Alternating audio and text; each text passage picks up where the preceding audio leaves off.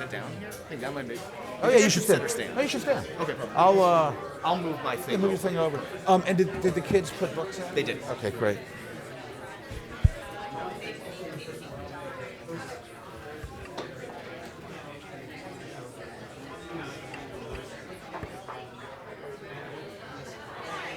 You know, to talk, you gotta hit the button. Is it this one? Okay, cool. Hi, nice to meet you. Oh, I'm on now. Yes, yes. Which usually has such a negative.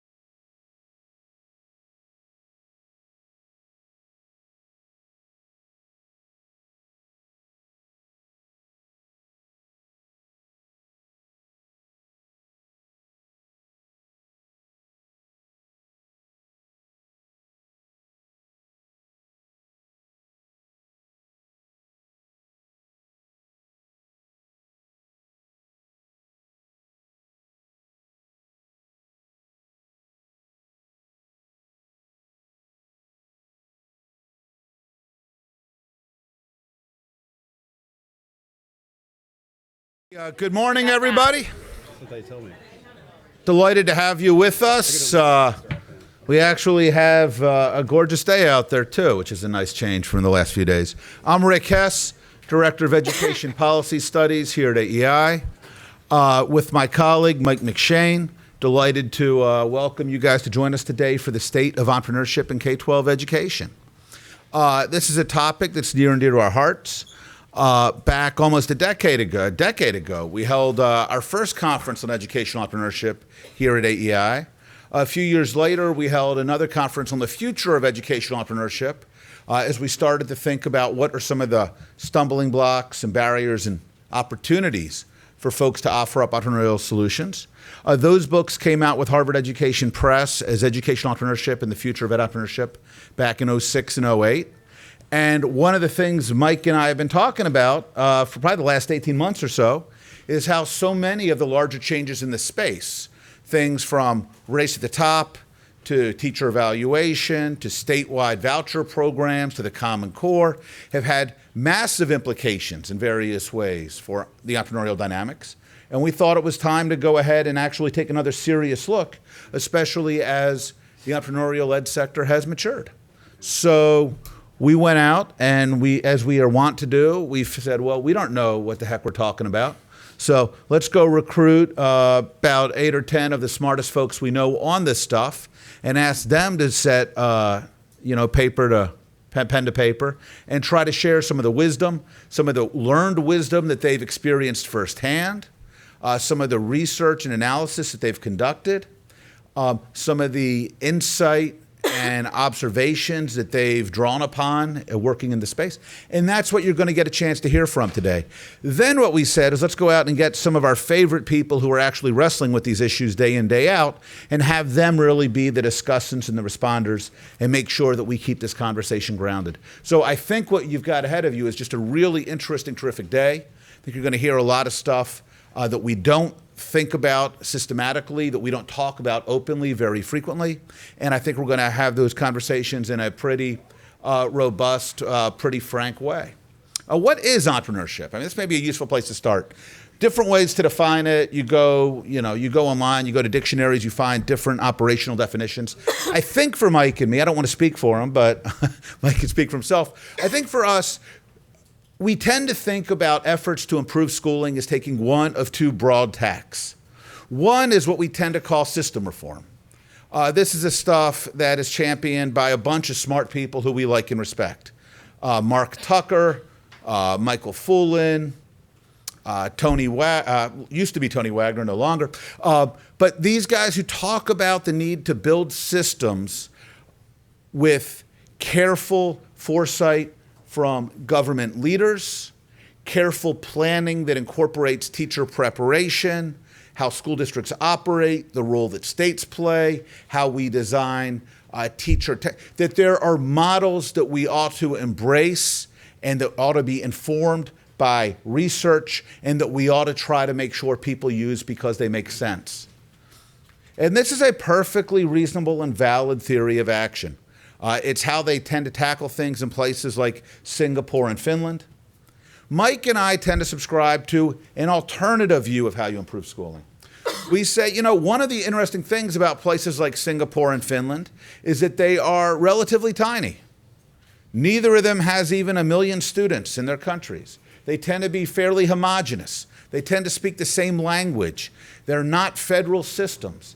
So these are countries where trying to come up with a uniform system might actually fit the national institutions, deep-seated cultural and character traits, and make sense. In the US, we've got a very different set of institutions, characters, and a very different culture. And many of our successes, I would argue the vast majority of our successes in the course of 200 plus years, have been from finding ways to tap human ingenuity, from creating space where people of all kinds of views and perspectives have been able to figure out better and smarter solutions, where we have created a process that welcomes dynamism. That's, to us, what the entrepreneurial spirit's really about.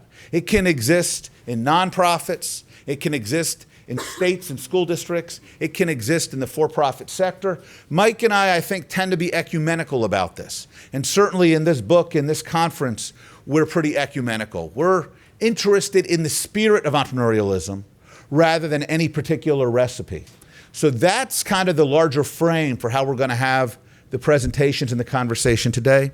A couple announcements before I go ahead and hand it off to Mike to get us started on the first panel.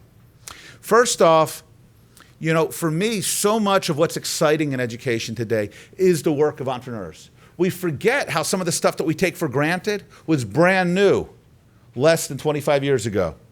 When I started teaching high school back in 1990, there was no KIP, there was no Achievement First. There's certainly, you didn't have things like iPhones and iPads.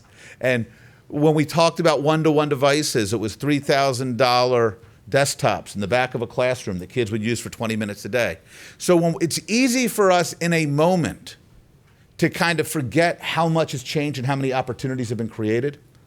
And so for me, the spirit of entrepreneurialism is, it's not just that it's neat to do things differently. In fact, I hate people who want to do something just because it's different, much less, God forbid, because it's innovative.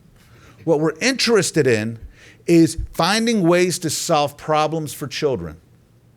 And we have tools at our disposal today that we did not have 10 years ago, and we certainly didn't have 40 years ago. We have ways of tapping and leveraging talent today, whether it's online tutoring or whether it is new models of employing professionals in after school or what have you, that we didn't have 10 or even 40, or much less 40 years ago. And we have goals and expectations for our kids that have changed over time. So why entrepreneurship? Not because it's fun for the entrepreneurs, not because it's neat, but because time has shown, I think, especially in America, that the best way we have for solving changing problems with changing resources is letting educated, smart, free, interested, committed people find their way forward, even with all the bumps. A couple small announcements. One, I want to make sure to thank the generous funders who've made this effort possible. That's the Kauffman Foundation, the Templeton Foundation, and the Gates Foundation. We're enormously appreciative of their support and of the resources that allow us to do this kind of work. Second announcement, please make sure your cell phones are on silent. Turn them off unless you're going to use them to tweet or what have you. Third, the event is being live streamed. Those of you in this room don't need to worry about that. But the whole event will also be up on aei.org in a day or two. Fourth, if you are seeking to tweet it, the hashtag for the event is hashtag AEIEdEntrep. hashtag AEI EdEntrep. And finally, we're going to run on time as we always do. So you can count on the breaks being when they were promised if you have phone calls to make or business to tend to. Lunch will be served right here at 12:15. Thank you guys so much for being with us today. I think and I hope that you're going to find it as interesting and rewarding a project as Mike and I have. With that, let me turn it over to my colleague, Mike McShane.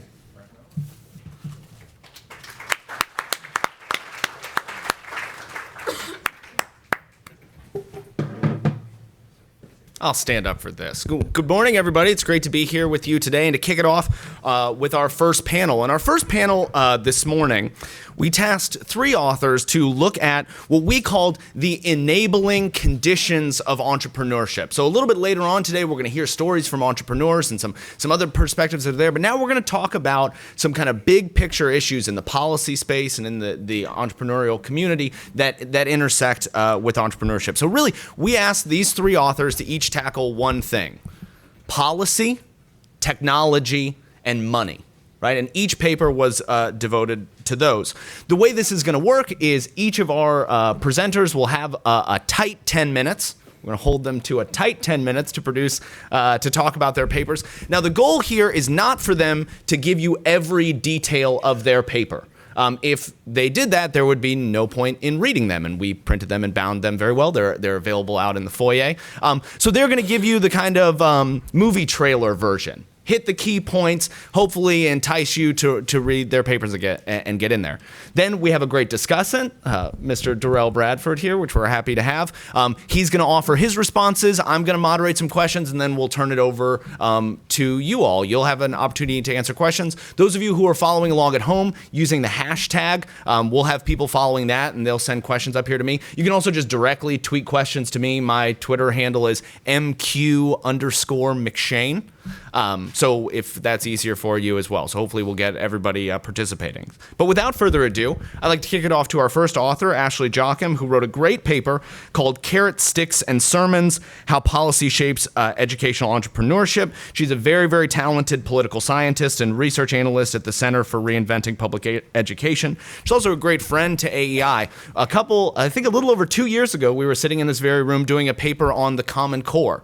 She wrote an incredibly prescient chapter predicting, believe it or not, that there would be some problems politically for the Common Core. This was before it all happened. So we asked her to tap that same prescience in talking about the polity and politics of entrepreneurship. So thank you very much. You're too kind. Should I come up there, Mike, or stay No, here? right there is great. All right. Well, I really appreciate this opportunity and really expect to learn as much from the folks involved in this conference as they from me. So I'm just very privileged to be here. I'm going to see if I can get this thing to work here. Very good. All right. So what I'm going to talk about today is how policy shapes entrepreneurship. But just to get your blood moving and your brains thinking, I want to do a little free association test. So I want you to just tell me what you think of when you hear the word government. Audience participation is encouraged. Bureaucracy, big. Corruption. Very good. Now, tell me what you think of when you think of the word entrepreneurship. Good, good. Now, when you put these words together, this is probably what comes to mind, right? Red tape. This is what government does for entrepreneurs, right? This is sort of the conventional wisdom. It creates problems. It creates barriers. It makes things harder. What I want to try to leave you with today is there's a lot of things we're going to talk about, but one point is really important, and that is government can shape entrepreneurship for good or for bad. And I think we really need to, as a community, think more about how to leverage the power of government to drive entrepreneurs to solve public problems, right? So as Rick sort of set us off here, government has an important role to play, and the solution is not just to say that government is bad. They can be part of the solution. So this, public policy is almost always trying to get people to do things that they wouldn't otherwise do. And this is where I really think we see this connection between policy and entrepreneurship. Government can drive attention to problems that are important that the private sector isn't necessarily responding to naturally. Government can also drive entrepreneurs to solve those problems. And so again, there's this alignment between entrepreneurship and public policy in an important way. There's a variety of ways in which government can act. So when we think about public policy, we often think about regulations. But there are other ways in which they can try to influence the behavior of other actors. So there are 3 up here. These are just rough categories. But you can see they go from more to less coercive. So regulation are the most coercive. Providing information is the least coercive. Incentives are somewhere in between. Colloquially, these are known as carrot, sticks, and sermons. So if you've ever heard that, that's where that comes from. Now, information, as I said, is the least coercive type of policy tool. And a great example of this is Nancy Reagan's Just Say No campaign. So if any of you were in middle school in the 1980s, you probably saw these posters. And it's a great example of a governmental effort to try to shape people's behavior just by providing information. They weren't regulating people's behavior. They weren't incentivizing it. They were just trying to provide some information. Incentives try to attach resources to a desired action. So Race to the Top, for example, is an example of an incentive. They offered, up millions, billions of dollars to states who passed favored policies like Common Core and teacher evaluation. Incentives are somewhat coercive, right? Even though they rely on voluntary actions, ultimately, people are pretty easily swayed by the temptation of money. So they are somewhat coercive. It's not to say that it's completely voluntary. Now, regulations, everybody's very well familiar with them. But they're the most coercive of the type of policy tools. So they legally require a given action. And a good example of this comes from my home state of Washington, which just passed a class size initiative. I like this as an example because it sort of, again, reinforces that regulations are often passed with public aims in mind. So class size initiatives are not meant to tie the hands of entrepreneurs, but they do have unintended impacts that shape entrepreneurship and education. And so again, sort of thinking about that interplay. Now I want to shift gears a little bit and talk about policy in the post-No Child Left Behind landscape. And I think this is a really exciting time to be thinking about entrepreneurship and education, just given the changes to the policy landscape.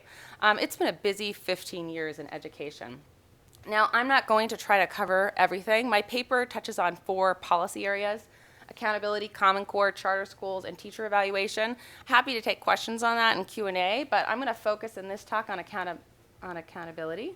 Whoops, I missed a slide there. But I'm going to narrow my focus within accountability to focusing on school improvement grants, which I think provide a really excellent sort of case study for thinking about some of the issues around entrepreneurship and education.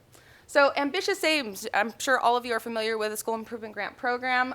It aimed to stimulate new approaches to turnaround and innovative school models. And more importantly, to improve outcomes in some of the nation's most persistently low-performing schools. Also, huge investment. I mean, it's pretty hard to understate this. $3.5 billion appropriated to this program. Schools received up to $2 million annually per year for 3 years. To give you some context, for a school that is funded on an average per pupil amount of about $10,000 with 500 students, that's a 40% increase in their annual budget. Big things are possible with that kind of money, but the money didn't come without strings attached. So schools were required to implement one of 4 federally sanctioned turnaround models. These were supposedly evidence-based practices. They either had to replace a principal, replace half the staff, convert to a charter, or close the school entirely. So it was fairly prescriptive on means. There is no question that this program had a tremendous impact on the private sector and on entrepreneurship. And indeed, that was one of its intentions. Arne Duncan is on the record of saying at the announcement of this program that he wanted everyone, unions, for-profits, nonprofits, he wanted these folks to sort of get into the work of turning around low-performing schools and sort of embrace that problem. And that was where SIG, the refashioning of SIG was really driven towards. Private providers won a pretty significant share of SIG dollars. On average, it was about 25% of state awards for those states that did track private allocations. In Colorado, this looks like about almost $10 million went to private sector providers. And the funding benefited many different kinds of organizations. You know, no perfect accounting exists of this, but when you look at the anecdotal evidence, it's pretty incredible. Everyone from Pearson, their turnaround division, down to, a little mom and pop company in, North Carolina, were getting into the business of providing turnaround support. So new and established groups, all sorts of different folks were in this game. Unfortunately, the results have been pretty lackluster. Some might even say bad. There have been some pretty high-profile failures in the private sector world. Global Partnership Schools is just one example. In Pueblo, Colorado, they took over some schools. There were running turnaround programs, really disappointing outcomes. There's been lots of folks, including Rick and Mike, talking about sort of the emphasis on turnaround light approaches. So, all this money going out into the marketplace, but not really stimulating a lot of innovative work, a lot of traditional PD. I remember reading a story about a little group in North Carolina that was offering communication skills PD for teachers, and it was just a little two-person shop. So some of the providers were pretty weak, and the outcomes were not surprisingly weak. And there was also a real failure to follow through on key components of the program. So what I think all of this raises is a question about what went wrong, and I want to use this as a case study for thinking about how can we leverage government more effectively to stimulate entrepreneurship and education, and ultimately to solve public problems. So one sort of place to start is around this notion of focusing on inputs versus outcomes. So you may not be able to read this little New Yorker cartoon here, but it says, "I'll be happy to give you innovative thinking. What are the guidelines?" And this is often the way that government approaches entrepreneurship and innovation. They say, okay, we want you to be innovative. Here are some rules. And I think there's a problem with that, and I'll get to sort of the solution in my recommendations. There were other implementation challenges as well with the SIG program. There was really weak capacity to oversee contractors and monitor performance. We know these are, in many cases, failed bureaucracies. You can't expect a failed bureaucracy to be really good at managing contractors. That's not going to work out so well. There were also really complicated procurement systems in the public sector that make investments in more innovative programs pretty difficult. And there was very little attention to these broader systemic issues involving state and district policy. So things like collective bargaining agreements greatly shape what you can do in these schools. And then finally, the speed of implementation. This program was designed as part of the stimulus program, if some of you may remember. And so it was partly out there to try to stimulate jobs. As a result, schools had just the 3 years to totally finish the spending of all of these dollars. And there was a lot of money on the table. I have 1 minute left, and I'm going to really quickly sort of go through what I think are some lessons from this particular case of sort of a governmental effort to stimulate entrepreneurship in education. The first lesson, I think, is there needs to be more attention on reforming procurement processes. So I'm not the first to talk about this, but there's a lot of focus in education, especially among advocates, on big, sexy topics like teacher evaluation and Common Core, and very little attention to issues that actually could be just as high leverage and probably less politically controversial. I think this is one of those, and I think, given government's huge purchasing power, is a key way we can stimulate entrepreneurship in education is by tackling this problem. A second is by refashioning the compliance office. I think this is an exceedingly important point. There's often this notion that if you have a failed government bureaucracy, the answer is to start contracting out. Failed bureaucracies are not good at holding contractors accountable. The solution to broken government is not to divest from government and weaken their capacity. You really need to have capacity in that office in order to oversee contractors for performance and ensure that they're actually solving public problems. There's also a real need to invest in research, and spending is tiny compared to other areas. I think this is a real area that can help contribute to innovations. And then finally, another area of low-hanging fruit is just encouraging transparency and outcomes. So there's a real need right now. Districts and states are out there purchasing services that they often have no idea about the quality of. And so I think this is an area both federal government and states could make some pretty small investments and have huge impact on the marketplace for entrepreneurs. All right, and that's all. I'll stop there. Thank you. Outstanding. Thank you so much.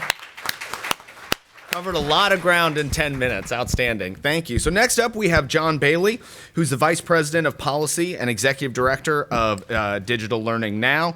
He co-founded Whiteboard Advisors, which provides strategic consulting for investors, philanthropies, and entrepreneurs. Before that, he had a lot of very important jobs, including at the White House as Special Assistant to the President for Domestic Policy. He worked at the Gates Foundation, was the nation's second Director of Educational Technology. So exactly the type of person we want tackling this question. So he's going to give us his paper, Unleashing Entrepreneurial Energy to Transform Education.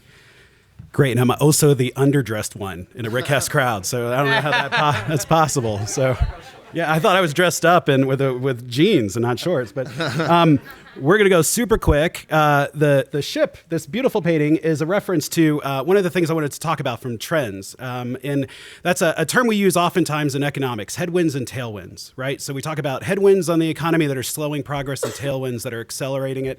I thought it's a beautiful analogy too to talk about what's facing the entrepreneurial ship. what are the tailwinds that are helping accelerate its progress, and what are the headwinds that are slowing its progress. And so we'll go very quickly through a couple of these things, but a couple of the tailwinds, capital investments, huge surge of capital investments. We'll go a little bit deeper into this. Internet's disruption of supply chains, low cost to launch new startups. Headwinds, things that are slowing it down. Huge protections around incumbents. This is regulatory systems, this is funding systems, things that favor incumbents over alternative providers.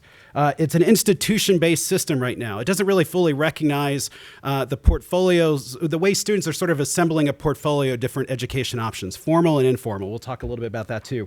Regulations, misaligned incentives, which is one of my favorite things to talk about, and then for-profit suspicion. We'll dig a little bit deeper into this, but tailwinds. There's just a surge of private capital coming in for the education entrepreneur sector right now. You see that in the private markets. We're almost at all-time highs in terms of VC investment going into ed tech startups. You see this with public capital and private capital too, as well as whether it's race to the top or philanthropies. New funding mechanisms. So Kickstarter. I would even say Donors Choose in some way is helping to fund teacher entrepreneurs. So there's all these sort of new capital mechanisms out there that are sort of fueling the surge of investors. The internet is disrupting supply chains. Right. So this is there's this great quote that in the past, if you were an entrepreneur and you had a great product, you had to hop in your car and you had to go school by school. Now, all of a sudden, you can throw that app on an app store. You can put it out on the internet and you can really reach millions, thousands of teachers, millions of kids, millions of parents. Free is Chris Anderson's book, which sort of really sells the whole freemium model. Right. So this is another way of sort of lowering risk by trying out something and then, creating some premium features or products that kind of help you go up the adoption scale with a revenue model. Lower cost to launch new startups. And this is a great venture capitalist, David Cohen, has this sort of goes with Moore's law, but that roughly that the time and money required to produce a typical data-oriented startup on the web drops in half every 2 years. And you can kind of see this. Mark Andreessen, who invented the internet web browser, said what used to take $150,000 to start per month as a web company can now be run as $1,500 a month. And that's because of things like all these different services are becoming subscription models. Amazon Web Servers, you can buy freelance programmers to kind of work on this. All this is sort of lowering the barrier to entry. And if you go out to look at some of the incubators, like at Imagine K-12, you have moms, dads, teachers, school district people that aren't software engineers who are now all of a sudden launching startups. The reason for that is the barrier to entry because of all these new technology things that have become more subscription services and lower cost there. Incubators and accelerators, some that are in this room, but you just have this whole mentoring system that is helping people with whatever they need, whether it's technology and software development help, whether it's business help, whether it's getting access to teachers to help test out products, getting them access to capital, but it's this whole ecosystem of support that's taking an idea and incubating it and accelerating it. And then expanded student options. This is one that I just think is really important, that there's this sort of conventional wisdom that the school choice movement is just suffering defeat after defeat. And it's actually the opposite. You actually have formal options being introduced by state legislatures at a pace that just is really shocking and I don't think fully appreciated yet. And those formal options range from online courses, like Course Access Program, it's virtual schools, it's school choice programs, it's these new education savings accounts that are popping up in Arizona, Florida, Mississippi, Tennessee, and now Nevada. But then there's informal options as well. Duolingo, an app that teaches foreign language. You have MOOCs. You have all the Udemy, all these sort of new opportunities for students to learn outside of school. And the question for us is whether or not formal school and institutions will recognize that learning. How will we recognize it, credential it, and channel it into our system? Now, headwinds. Headwinds, number of ones. One, it's just sort of regulators that just try to keep out the incumbents. And you see this, the most visible example of this is Uber. Uber fighting with all these city governments, right? So Uber is not allowed into certain cities because of taxi commissions. One of my favorite stories is Paris tried banning Uber. 5 minutes, really? This is very, very fast. So we'll skip the Paris story. I'll come back to that. It's a great story, though. So yeah. I'm going to check your time on that. Yeah, income protections, Uber, you get it. The institution-based system. We fund schools. We don't fund kids. right? And then as long as we're funding schools, and it's a good thing, we don't want to totally pull back on that, but if we don't have more flexible funding streams that recognize the network of learning services that are around kids, both inside of school and outside of school, we will perpetuate an institution-based system and also slow down entrepreneurs. Regulations, the chart is just the sheer growth. That is just federal regulations from 1997 to now. It is just growing. Mike Machine has this great quote of not one single regulation is the thing that sort of suffocates an entrepreneur, but it's almost like layers of sediment. A drop of rain, sorry, there you go. But it's like layers of sediment that over time, these layers of sediment fossilize the living creatures underneath it. That's what we do to our education system. We fossilize it in all of these layers of regulation, a lot of procurement things too. Misaligned incentives, that is my favorite guy on earth. That is Edmund Chadwick, who is an economist who solved this huge problem where British ships were shipping prisoners to these penal colonies, but the prisoners were arriving dead. That's a bad thing, 50% of them. And the British government responded in the way that British government tends to do, which is say, we're going to mandate a doctor be on the boat. We're going to mandate that there's limes in order to help prevent scurvy. We're going to pay the ship captains more. 50% still were passing away. Then Chadwick said the incentives are misaligned. Why don't, instead of paying the captains for how many prisoners boarded the ship, let's pay them for how many got off the ship. And all of a sudden it went up to 98%. Now, if you think about it, that is exactly what we do with kids every day. We put kids on Title I ships and hope that they get to their education journey and 50% drop out. We do this in higher education as well. We pay institutions based on how many kids they enroll, not how many people complete their journey. Misaligned incentives, huge problem there. And then for-profit suspicion. We just talked a little bit about this. We are the only sector that treats for-profit companies a bit suspiciously. And the examples at the top there, NASA is handing over to Elon Musk huge commercial contracts, huge loan guarantees. Same thing with Tesla. And Nevada was offering huge tax breaks to get the Tesla battery company there. The Obama administration threw out a lot of tax incentives for solar, both on the supply side as well as the demand side. We can all debate the wisdom of those things, but that is such a different posture than what we take in education. In education, we actually say, stay at arm's length if you're a for-profit. And you see this in I3, that only went to nonprofits. You see this in the way that, again, most of our grants and funding only go to nonprofits. And there's a bias that for-profits somehow are evil. In nonprofits, we give them, spades of the benefit of the doubt. And I think it goes a little bit to, we don't have really trust our quality mechanisms. And there's some examples down here. I love, in the past, this used to be just a charge leveled against Republicans. But now all of a sudden, Democrats, that last one down there is a donkey saying Democrats don't privatize. And it's going after DFER. And all of a sudden you see center-left people that are getting branded corporate education reform. Again, using these message-tested language things in order to brand someone as not being for kids. Quotes. We're going fast. So some solutions, which will go very fast since I'm probably over. But clear out the regulatory underbrush. I think we just need a massive overhauling of the regulatory system. Particularly, I really want to stress the procurement issue as well. This is not the sexy thing that is going to be on the top of a governor's political agenda on the campaign, but is so critically important because it's the procurement system that's moving decisions away from the teacher and into a centralized office that's more concerned about compliance than they are about getting the best solution. Stronger sunset clauses. We need to shift the burden of proof from not people arguing for the termination of a regulation, but shift it to people arguing that it should be continued. So put in stronger sunset clauses at the federal and at the state level. Unrelenting focus on quality. The whole reason we have this distrust of for-profit is because we actually don't believe in our quality mechanisms, our authorizer processes, our accountability systems. If we had stronger accountability systems and authorizers, in authorizing systems, we can have a no labels approach to education entrepreneur. Build trusted environments. This gets into the whole data privacy thing, but unless you build trust from the beginning into technology products and into the education pipeline system, the collapse for it will eventually fall. This is just happening. We've seen this within Bloom. We're seeing this every single day, that privacy is just at a fundamental tension in terms of sensitive student information.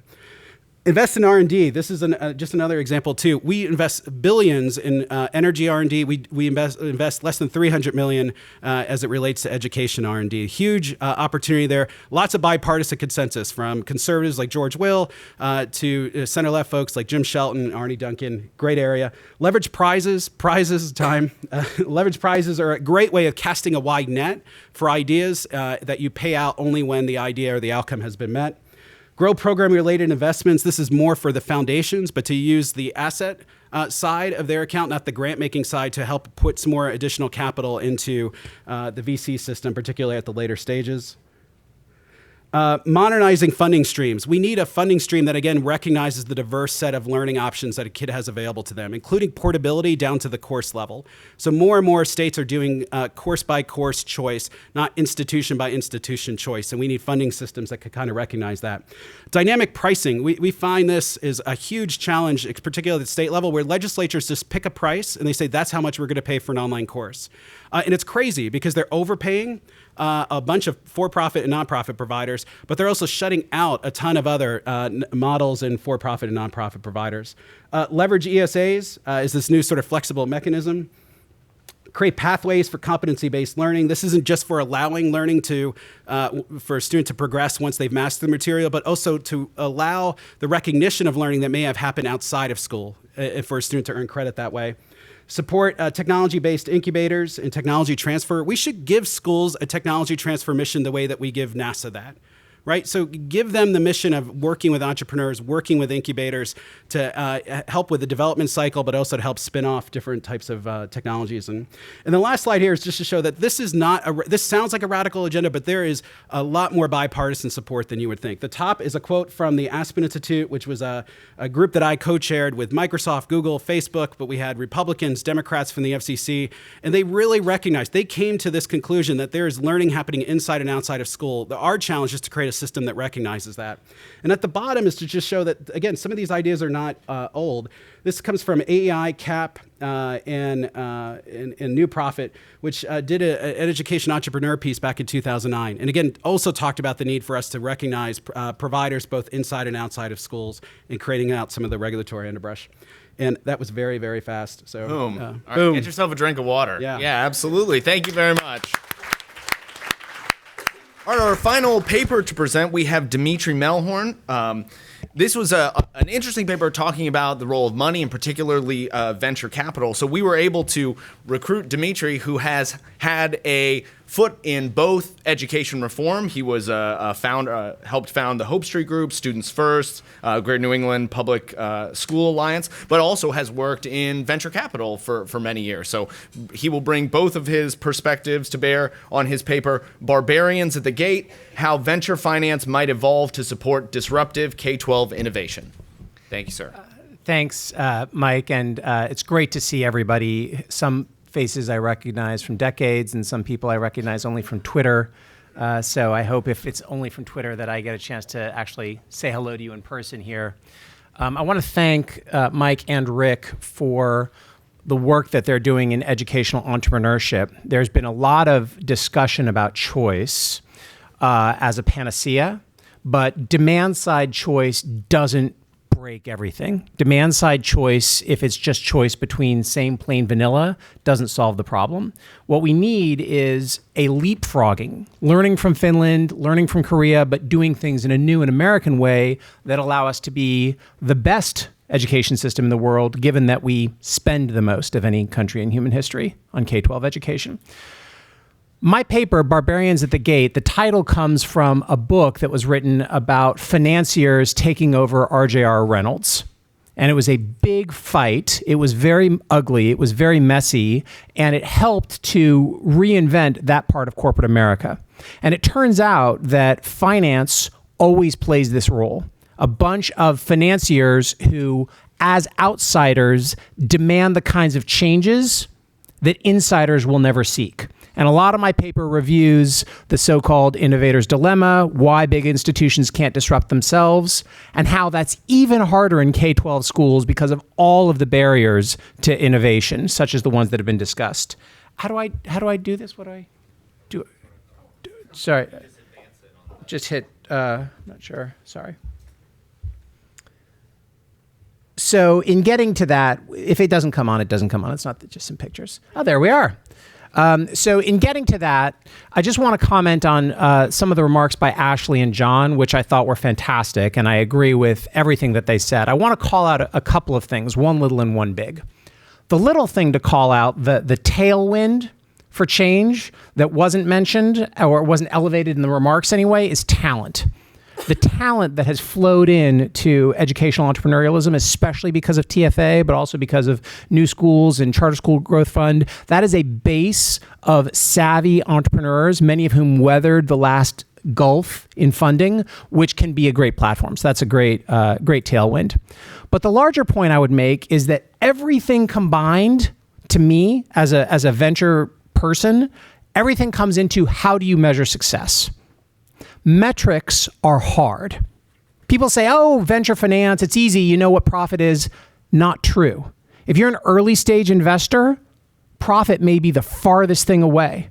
You got to figure out what metrics am I going to use to figure out, is this the next Facebook or is this the next MySpace? And the metrics are not going to be profit, not in the early stages.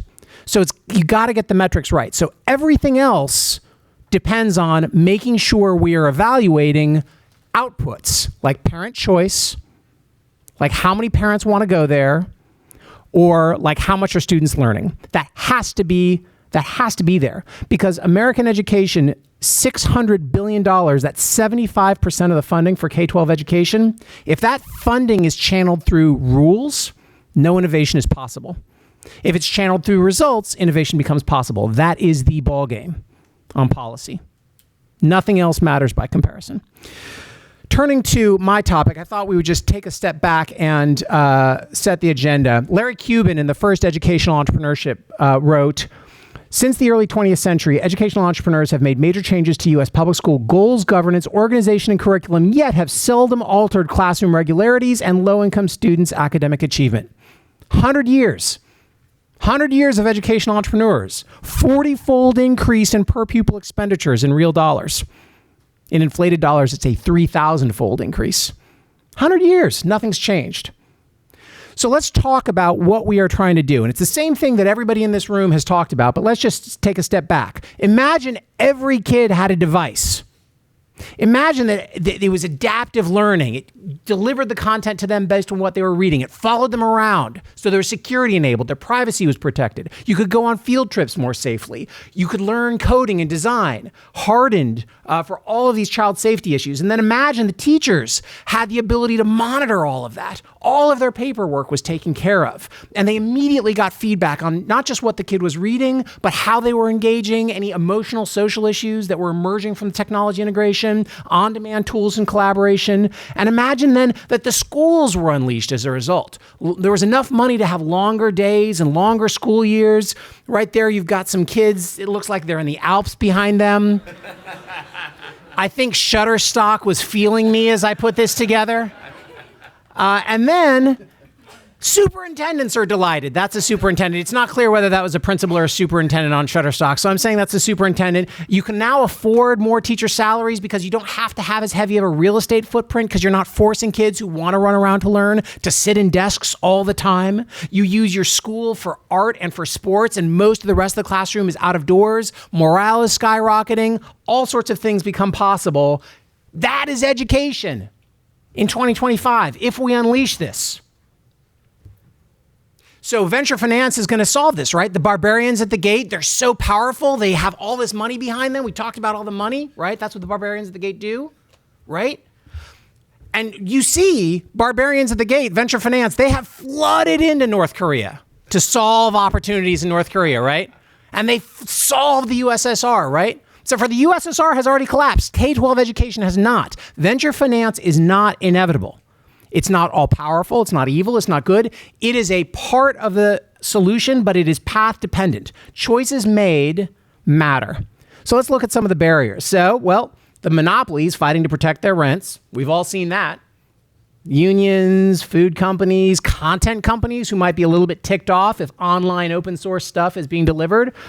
Barrier number 2, innovator's dilemma. We talked about that. That's barbed wire, by the way. Then we got the failure. This is the key thing.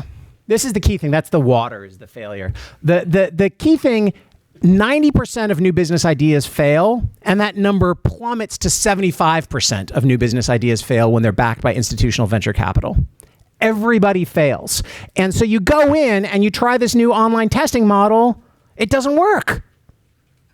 Great Schools was mentioned, Edison Project wasn't a failure, but certainly, all these things, K-12, Inc., you look around, this is not a highly functional market. K-12 Inc. is not being rated for talent because other people think they can do it better. K-12 is being shorted by sophisticated bears. So all of these problems of failure add up to, you've also got the special K-12 risk aversion. Those are the sharks, and the sharks is because lawyers will sue you if you experiment on their child, as if a century of failure is not a failed experiment. But if you try to add a technology and their data goes out there, bankruptcy. So those are the barriers. And my barbarian at the gate is not strong. I think that's not quite Ned Flanders. It's one of the Simpsons characters. But basically, the public sector cannot invest. The private sector is underfunded by about $4 to $5 billion. And that, in my paper, just explains how that number, you just derive the portion of the education sector that should be funded by venture capital, given the opportunities to get the relevant science and sophistication. Right now it's about 600 million. Larger numbers like the 1.8 billion that John refers to in his paper, that usually includes post-secondary, and it includes corporate education. Just K-12, it's about 600 million.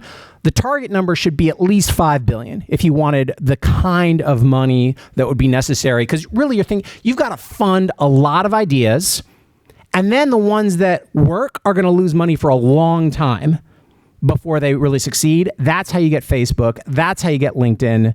And that's what the venture capital sector delivers if there's enough money, which there's not. Now, philanthropists are doing a great job of focusing on standards and choice. They're also doing a great job of the gap filling role, like new schools. But that's like the real estate developer working to, bridge a gap to make sure the development works despite the fact that there's a brownfield. You can't use real estate tax abatements to redevelop downtown Detroit. It can only play a role, and you've got to have a lot more money. There's not enough money, it's not big enough, it's not specialized enough. So we need help, and we need specific choices. And my bottom line in my paper is the venture capitalists have to make smart choices. They cannot attack from the front. They've got to work within the existing institutions in a more respectful way. You've got to empower teachers as customers. It's a huge market, millions of white-collar professionals who have lots of pain points. You've got to find teacher entrepreneurs, and that's not Donors Choose. Donors Choose is I love them, but it's mostly within classroom help. It is not helping teachers go beyond their classrooms to get entrepreneurial leverage. You got to fund teacher entrepreneurs, and you got to partner with the unions. Unions are feeling pressure to innovate. That's why they took the risk on the UFT charter school in New York, which failed. We should be celebrating their failure because failure happens. We should not be calling them out for it. We should be saying, yes, good, experiment more. Experiment with unions as funders. They have a lot of pension money, a lot of money to invest. They can be partners in this. Teachers can be partners as entrepreneurs. Teachers can be partners as consumers. And that way you will start to get the ecosystem developing like Silicon Valley developed over 60 years, where a series of innovations together led to path-breaking innovation. All right. Right on. Thank you. I was going to tell Dimitri before he started to not pull any punches, but, well, I guess he did that anyway. So thank you. I really appreciate that. So now, the unenviable task of trying to tie this all together. Darrell, if anyone is up for the task, it is you. This is Darrell Bradford. He leads NYCAN, the New York Campaign for Achievement Now. He's a former executive director for Better Education for Kids, which was supporting bipartisan education reform in New Jersey. And he's been in the education reform game and seen a lot of great promised things that didn't quite work out. So would love to hear what you think. Thanks. I'd like to thank Rick Hess and Mike the Brain McShane for having me down here. And I'd also like to give a warm welcome to all the smart, attractive people in the audience. And you know who you are. So a couple of things. I did do the homework, and I did read all three of these fascinating papers. I feel like philosophically and kind of cosmically, all of this is a tension that is just rooted deep in humanity, because innovation is an old god within us, and it is particularly powerful within us because we are creatures that dream. And so, like the constant pursuit of what's better, what's next is built into us because. As from the time somebody had the first tool, that's been built into us. But that said, there were like four things in particular that I took away from all of this. The first one is just that I think you could reframe all this. I don't know if we're actually trying to disrupt the right organization. I think it's wholly possible that the premise that schools are institutions that are meant to educate kids is dead wrong, and that all of the things that we're doing are built upon actually making them do something that they're not built to do. Like, they could be built to be fantastic HR factories. They could be built to ballast housing markets. When you know what we know, like, I don't know how anybody learns anything, frankly. It's always like kids learn in spite of the schools that they go to. And when we have ones that actually add value to kids' lives who really need it, we try to close them down. So I would just throw out there that the thing that we're trying to disrupt might not be the thing we've built these tools for or trying to design tools for. That's the first one. The second one I would say is, and Dimitri brought it up earlier, are we willing to literally let things collapse so that they can get better? Like, can we, do we have the risk tolerance to disrupt the world to make it better? And I like to, there's a talk I give, shameless plug, which is a blast to give about the music revolution and the Napster step, as I like to call it, which is really the one that sublimates the record store. So what's important about like digital music distribution is that there was no middle point between when you used to go and get 8 tracks and when you had all the music in the world on your phone over cell networks. Napster was introduced. It just eradicated the old thing in a way that was more customized, faster, better, and then the record store just like couldn't survive that, and people were okay with that. You don't see people rolling around on the street holding up signs being like, "Man, I miss the record store." It's just like it doesn't happen. So like I don't know what the analog is in terms of like sector growth or product growth that gets you the Napster sublimating step in education, because it also breaks regulation at a high level. Because as awesome as Napster was, it was illegal as well. But I think we need to. I may have some Napster stuff, but you didn't hear that here. So I think we need to look at that too. The third thing I would say, which was is a question about the rapid iteration and growth of things in an environment that is or isn't disruptive. So like Success Academy in 2006 opened one school in Central Harlem with 165 kids, and now it has 32 schools with 9,000. And I would argue that there are two things that power that are largely absent, particularly from the K-12 sector. The first one is like literally a culture of disruption. Like a bunch of people who were there that would like, screw apple carts, we're turning them over. And maybe the more important thing, and I think Amanda Ripley talks about this in The Smartest Kids in the World, is that every moment is a life or death moment. Like every moment is under the sort of existential pressure of existence, much like, Poland after World War II. They're like, if we don't get things together, like we won't be a nation anymore.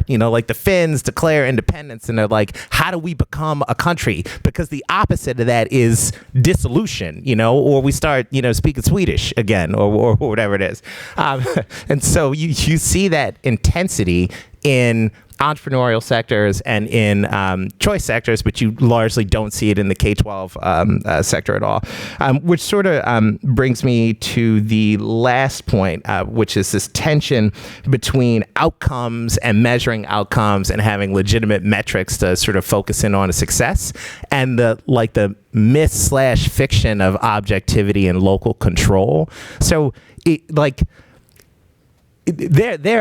I would argue that, to Ashley's point, everything is coercion if you are on the inside of this thing, right? Like information is coercion, like the truth is coercion, And so what particularly around Common Core and assessments, like what I think we keep seeing is the fact that the other side has been very good at trying to convince people that the features of subjectivity somehow trump the certainty of objectivity, and that in having a world that is like more subjective, somehow we're going to make one that is more accountable, which is just utterly ridiculous. If you went to the Apple store to buy an iPhone, and you had to like roll the dice to figure out whether or not you were going to get the one with the big hard drive, the medium size hard drive, or the small hard drive, you wouldn't buy the Apple anymore.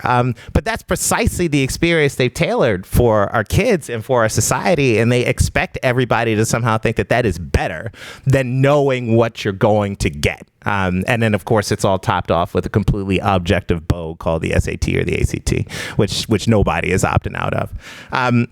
So I just want to highlight all of those things to say that I am actually completely okay with working this problem in terms that allow for its complete and utter failure, because the current state of affairs can't morally or economically be justified by anybody who has their eyes open and a heart that beats blood and like a passion for like the American spirit and the freedom that we're supposed to all have. And I feel like economics in particular, right? And like great people trying to solve problems in smart, iterative, faster ways that are failing faster, learning faster, and getting better faster are like the linchpins of why we get to be here at all, like just as human animals, let alone ones that consume, make decisions, and sort of shape the world by our decisions. The universe that we get, particularly in urban K-12, is one that is like utterly antithetical to that. And if it went away so we could start again, I can't see how that could be any worse than what we have now. Thank you. Great. So now I'm going to ask our panelists a couple questions and hopefully spark some discussion there. After that, we're going to open it up. Again, those of you that are following along at home, or even if you're tweeting out in the crowd, feel free to tweet with the hashtag AEIEdOnTrip. Or tweet questions to me and we'll work them in. So the one I want to start with, I think, John, you gave us a really great lens to kind of look at this in the terms of headwinds and tailwinds. And I kind of want to kick that over to Ashley. You weren't able to talk about all of the policies that are there, but could you maybe identify one of each in the policy space? One sort of policy headwind that we see holding back entrepreneurship, and perhaps one policy tailwind that you see advancing entrepreneurship. Let me turn this on. Yeah, I think that's a great question. I think, in the 4 areas I looked at, I think, Common Core, for whatever you think about the merits of the actual policy, has been a tailwind for entrepreneurs. It's created a marketplace where it's much easier for entrepreneurs to get into that space, to share ideas, and importantly for consumers to sort of trade products and services. And really, so things like Share My Lesson, for example, is a website where teachers, they could use it without Common Core, but I think with Common Core, it vastly increases its utility. So I think that's been a very interesting case. On the testing side, it's been less favorable, I think, for entrepreneurs, and we can talk about why that may be. But I think all in all would be a tailwind. On the headwind side, it's interesting. Trying to think through. I really think the SIG program is probably a great example of this, and particularly in thinking about prescriptive approaches to turnaround. So when you think about the work of turnaround and the problems in schools, they're often profoundly local in nature. So the particular challenges with culture and staff and all of these different pieces of the puzzle, and then the constraints of teacher labor markets at the local level, really sort of require local solutions. And so I think the work of turnaround, when it's prescribed, as it was in the SIG program, is sort of just a recipe for disaster. Yeah, totally. Great. Thank you. So if Ashley, I asked you something John brought up. John, I'm going to ask you something Ashley that brought up. She mentioned these prosaic things can actually be the things that stifle entrepreneurship. It's not always the big picture stuff. And she brought up things like procurement and compliance. In your presentation, you brought up other sectors, other things, NASA and other firms.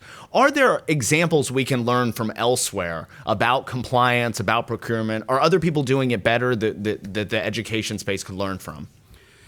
Yeah, I mean, I think it's I have one sort of line in the paper a little bit that we tend to think sort of as innovation is inevitable, that and it's become sort of, I think, a bit of a fad in education to say like disruption is inevitable. And actually, I don't think that's the case. Like, I think government regulation can disrupt the disruptors. And I think you see that I go into length on this on using the Uber example, but you just see this all along where it takes one government regulation or rule and it just shuts off the disruptor and the innovations. And that is so different, again, from other sectors. Other sectors, especially on the procurement side, the CIA had this challenge. It was a procurement challenge in terms of getting access to technology first before other companies. And they launched In-Q-Tel. And In-Q-Tel, like, everyone sort of focuses on the fact that it was sort of a quasi-venture entity. But really what it did is it created an entity outside of a lot of these regulations that were suffocating the ability for the intelligence community to very quickly get into different types of technology systems. NASA had to sort of deregulate a ton of different things in order to allow for the commercialization of the space program. And that's one of the reasons SpaceX, and now you have Jeff Bezos. I think it's really fascinating that a lot of our internet legends and giants and entrepreneurs are now sort of leading the next wave of entrepreneurship in space travel. When we say it's not rocket science, well, it actually is for them, right? And wouldn't it be great if Jeff Bezos and Elon Musk were applying their minds to education problems? But we don't do that, right? We set up other barriers at the point when NASA is taking down barriers. And so I think that's a good example there too.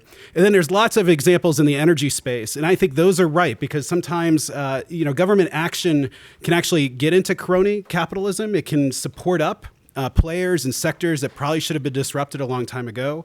And so there's lots of sort of cautionary tales there. But I do think you see, trying to stimulate demand with tax credits as well as trying to stimulate demand or supply with loan guarantees. I think those things are worthy of debate because I don't necessarily think those are the right mechanisms, particularly at the federal level. But it does show like, what would it be like if Secretary Duncan stood up and said, we're going to stimulate demand for online learning tomorrow with a tax credit for every parent? That's unfathomable for us to sort of think about in the education space, but it happens repeatedly in energy and all these other areas. Oh, for sure.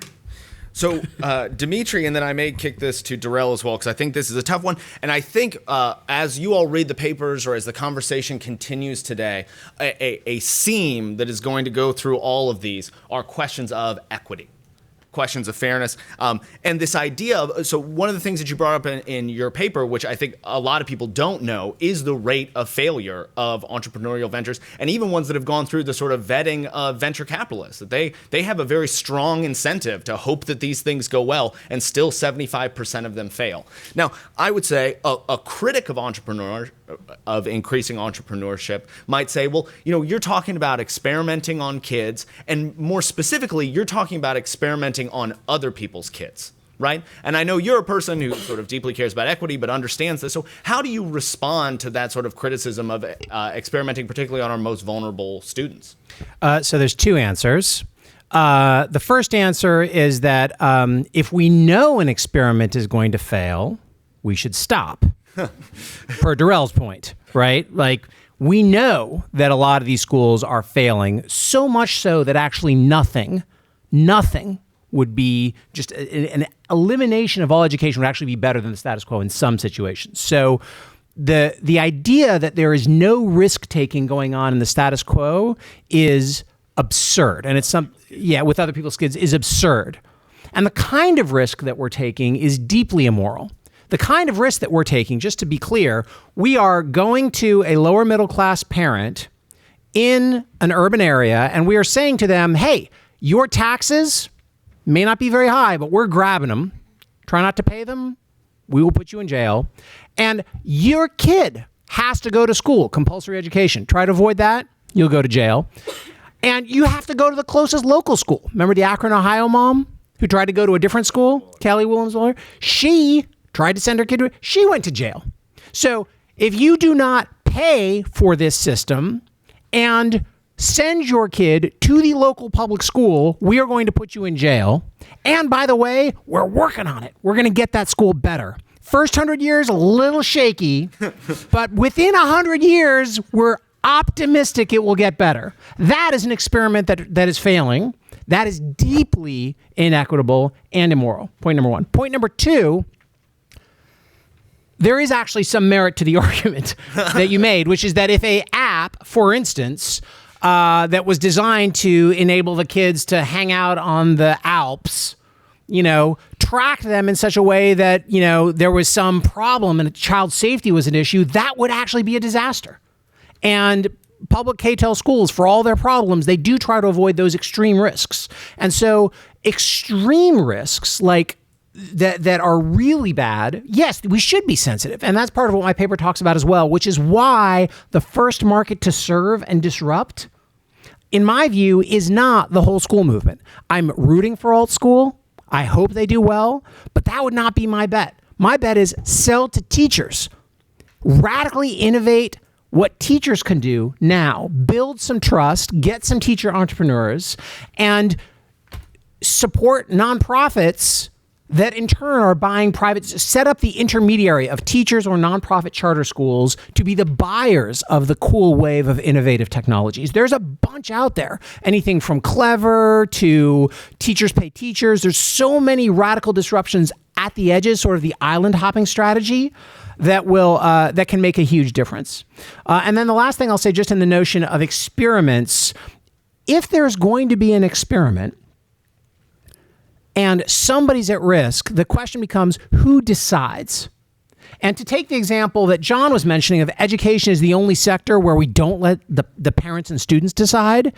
Nobody, I like to ask everybody who raises this argument, do you think raises argument about equity and experimentation? Do you think equity would be better served and innovation would be better served in American healthcare if Medicare patients were compelled by law to go to the closest public hospital in order to get their Medicare subsidy? And by the way, they were forced to see the doctor that the hospital chose.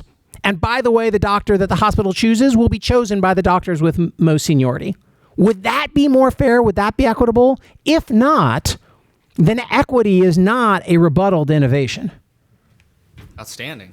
Good reply. Yeah, I think a bunch of people want to jump in there. Feel free. Yeah, so because this whole notion of experimenting on kids comes up so often, and it's used. I think it's using the language of experimentation to keep out innovation. Schools experiment on kids all the time, right? Like this school improvement grant is a massive experiment program. Petri dish. Yeah, and so like it's not a matter of.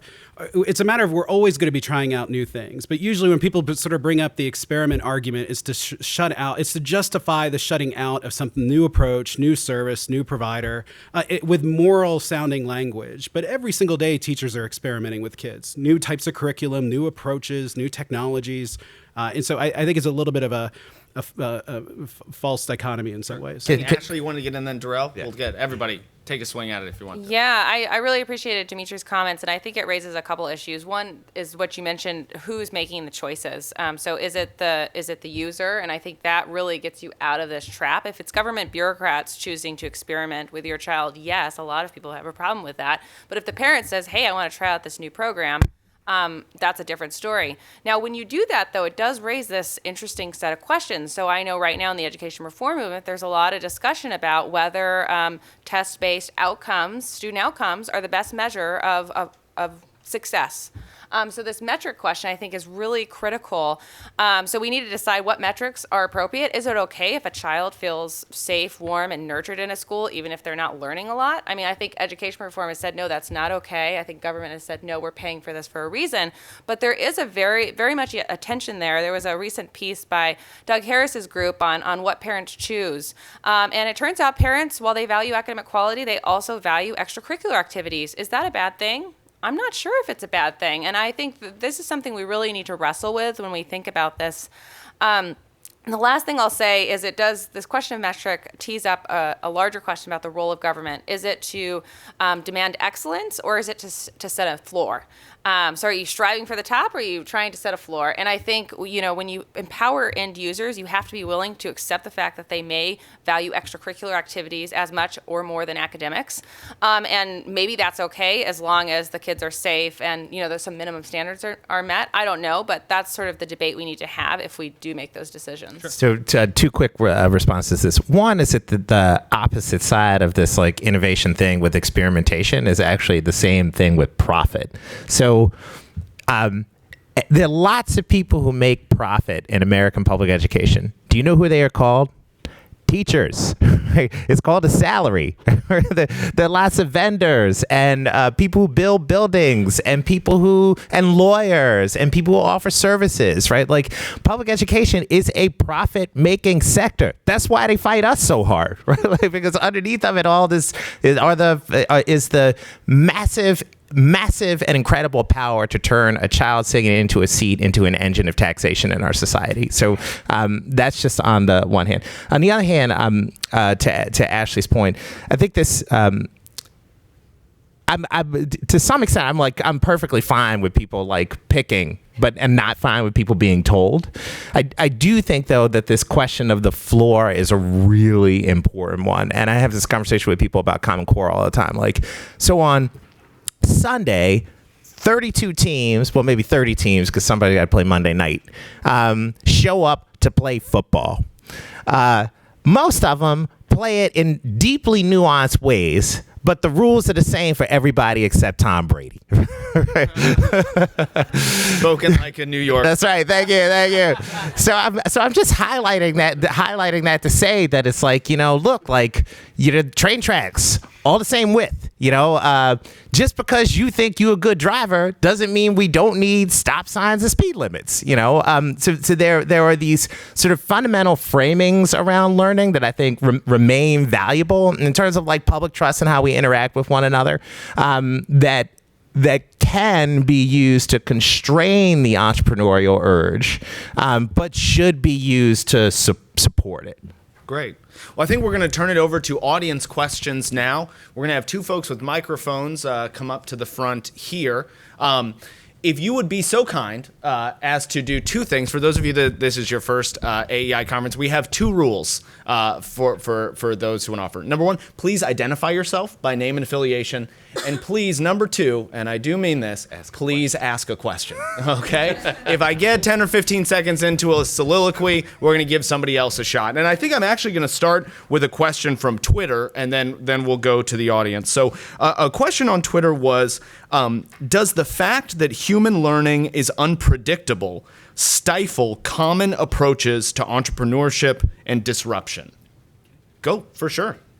So this is absolutely the question of metrics, and I think it's important to differentiate between two related terms. A little bit like Darrell was starting with the notion of train tracks of a uniform width.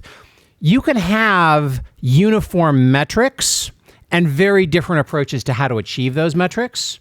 You can have uniform metrics and very different targets. So you can say everybody has to read. But you can say, look, turns out Johnny may read at a different age, at a different level than Jenny. Or it turns out that Johnny and Jenny both read best by just reading, whereas Timmy reads best by interacting with words.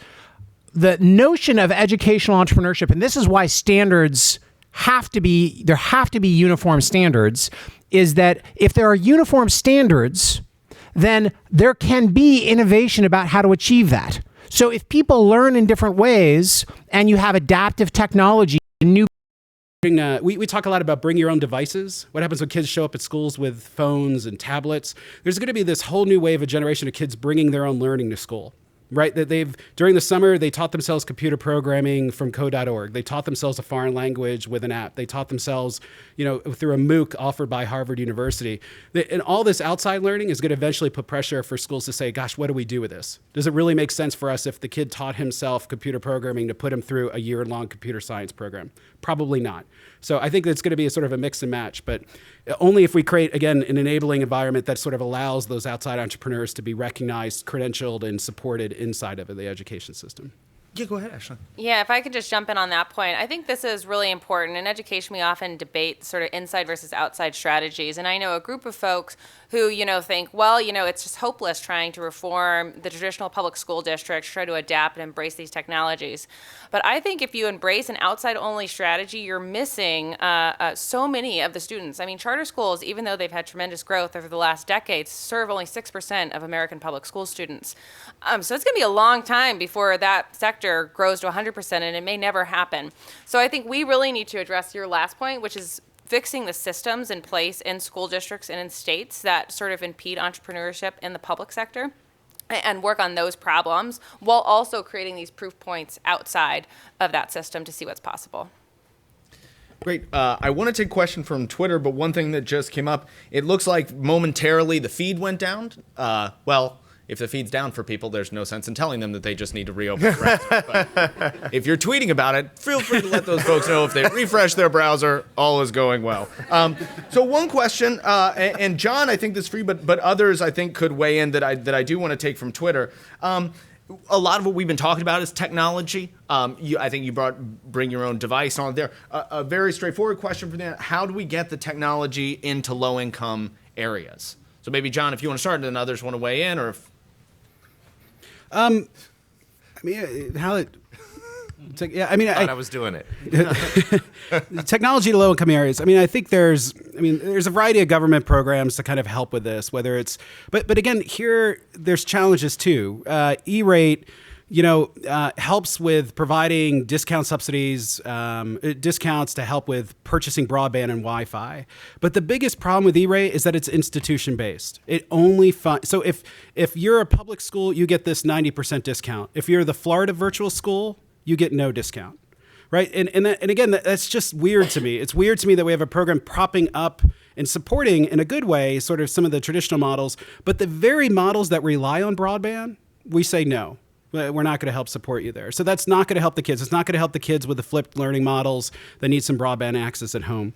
So the FCC is looking at some other issues with Lifeline. Lots of controversies there too. The device prices, though, I think are coming down faster and faster. Like I think there's now, you can get low-cost devices in a way that just were not possible 5 years ago, 10 years ago. And those are only going to get cheaper over time. And again, I think we're seeing lots of different experimentations at the state level. Maine subsidizes laptops for kids. That's an interesting model. In Florida, it's much more sort of a subsidy, and then the schools can do whatever they want in terms of purchasing technology, content, or infrastructure. I think there's a big chilling effect in terms of what just happened with devices and the procurement that went wrong in Los Angeles. And again, like the Los Angeles is such a cautionary tale because that's a failed procurement. With lots of lawyers, the FBI rushed in, and so now you have every single superintendent in the country sort of taking extra cautionary steps as they think about making these big investments. We have to sort of clear out again and make it a little bit easier for superintendents to be able to sort of enter in these contracts and do it again with lots of transparency and protection on the taxpayer dollar, but do it in a way that is a little bit easier to fulfill it and not as easy to trip over some sort of obscure regulation that you just violation. Yeah, I just want to make a point, because I think the other question about this is that not all innovation has to be technology based. I think that's really important. Yeah. So on the one hand, like rigor is an innovation, believe it or not, it's much like in an era when you can mass produce everything, being able to produce something that is customized and uniquely yours becomes enormously powerful. So as much as like the internet in particular has allowed us to like liberate learning in terms of place, content, time, and interest, I do think we're actually creating this environment where like a fantastic teacher becomes more prized in the same way that a customized thing that is just for you becomes more magical when everybody can get anything they want at any time. Sure. Rick. On the headwinds and tailwinds point, I'm just kind of curious. We're spending a lot of time, obviously, talking about ESEA reauthorization in this town, for instance. If we think about, say, grade 3 to 8 reading and math testing, how do we think about what entrepreneurial actors, if any, that creates a headwind for, and what entrepreneurial actors, if any, that creates a tailwind for? Sure. We will start with Ashley and work our way around. Yeah, that's a really interesting question. I mean, I think watching Common Core play out and sort of the Park and SBAC fiascos have illustrated some of this. So I think there's a couple of tensions around with test-based accountability. On the one hand, it can open up opportunities for entrepreneurs who, because of the metric question. So if you have common outcomes, if everybody believes in these outcomes and says these are important, then we have a basis for measuring results. And that's a very powerful driver of markets. It's an important way that government shapes market behavior. On the other side of things, the thing that worries me is that the focus on those outputs and no other outputs, because none have been proposed, really sort of reduces opportunities to innovate in ways that aren't necessarily driving results in math and reading. So again, you have efforts to personalize learning. They might not always result in better test scores, but they might result in all other sorts of positive outcomes, like those character skills that we're increasingly worried about. So I think that's the tension there, is when measuring outcomes, we ultimately start favoring those behaviors. We create incentives that is positive, but it can also have some unintended consequences that could stifle innovation. One quick note on this. I feel like this is another catch-22 that like the other guys have us in. So to me, like the most important thing they could do with testing is speed up the amount, like make it so you get the results faster. Because one of the things people are always saying is like, well, you got these tests, they're Common Core, who cares? We don't get the results until next year. And the number one way you would do that is to put the tests online. But then everybody's like, you put these tests online, we can't do that. That's horrible. Like, so I mean, I can go online and find out my IQ in like 2 seconds on Facebook, right? And the results are disappointing to me. but I do feel like there's an opportunity here to actually get to like rapid turnaround of results, regardless of what the actual assessments are. Great. So there was another question right in front of you. Then maybe we'll tie it back.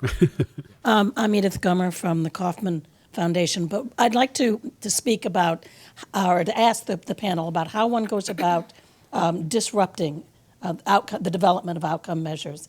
And as a former NSF program officer directing the Discovery Research K-12 program, which develops resources, models, and tools in K-12 education, which is very product-driven, we had $100 million to spend. We had 450 proposals coming in that we put into panels. We did one assessment panel. So 20 to 25 proposals came in that dealt with assessment. And they were largely very, very focused on the technical qualities, the technical psychometric qualities of assessment. So and when I talk to entrepreneurs now about what's the evidence that your innovation has an impact, has some outcomes, they throw up their hands and say, we can't do that. Outstanding question. Yeah. Yeah. So John Fullerton is going to be talking about this topic later today, and he's fantastic. The broader thing is just I would like to push back on the idea that we don't have good metrics or that testing is in any way bad for entrepreneurs. We have good metrics. The metrics are, what do parents choose and how much do kids learn? They're not perfect, but we have them. And they operate in a creative tension with each other. And the more we create parent choice and the more tests have stakes, the more pressure there will be for both of those measures to get better. So as you start enabling more parents to have choices with things like vouchers, you will create an ecosystem of people who are competing to evaluate. Parents will want to know. Parents will pay for different kinds of evaluation systems of what's working. Some of it will be reading and math, some of it will be emotional, some of it will be special ed. But the more choice matters and the more tests matter, the more you will get innovation around how to do that. And if you don't go down their road, there will be no innovation. It will all be process-based investments. It will all be, like the laptop subsidy, that is sending a doctor on the ship rather than paying for how many people get there. Okay. We have just about 2 minutes left. So I want to give our great panelists any final remarks, something that I know, John, you had wanted to say something, but you weren't able to with our last 2 minutes. Let her rip. Maybe two things, just to Rick's point. I mean, I think the one thing I'm hopeful for, this was a mistake in the last ESCA and CLB, is that it was too rigid. It made this assumption that we're going to refresh the law, every 5 to 7 years. Right. That's not going to happen, right? I mean, and so, it locked out computer adaptive testing and a lot of these other things. At least the Senate has this sort of pilot program to try out new assessments, whether it's competency-based, whether it's rolling up formative. So I'm hopeful that, I think there's a little bit in terms of, are they capping it too much? But there's at least a hopeful valve there to allow some innovation to kind of, to move from there too. The second is, I would welcome an expanded limited role for the federal government, which is if they double down on the R&D to look at better quality outcome measures, the way that BLS does in terms of measuring job creation, the way that Commerce does in terms of measuring economic activity, the way that HHS does in terms of looking at healthcare quality, I would be much more comfortable with sort of a weights and measures role of the federal government, looking at a whole bunch of different ways of calculating different types of outcome measures outside of just test scores, whether it's grad rates, attendance rates, growth measures. I mean, there's all sorts of different ways of looking at that. That's rethinking the role of the feds, though, in a way that right now they don't. They think much more to sort of design and SIG, processes and these four things than sort of focusing on R&D on the outcome measures there. Outstanding. Can we give our panelists a nice round of applause? Thank you so much. We will be back here in 10 minutes at 10:55, and we mean that, 10 minutes, for our next panel. I think that's a great point.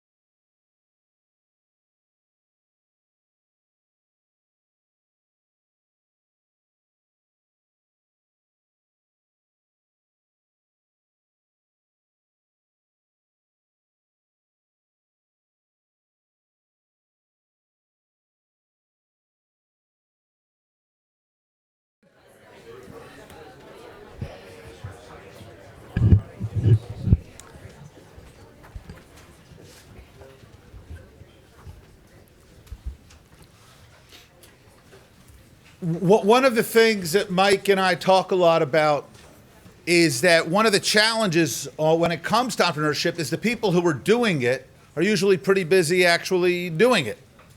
And that means that they don't necessarily have a lot of time to either write down or communicate all of the stuff that they actually see every day, which makes it hard for us who don't actually do things but hang out on the 10th floor of DC office buildings to actually understand the challenges or try to figure out how we might be helpful or how policy might be adjusted in constructive ways.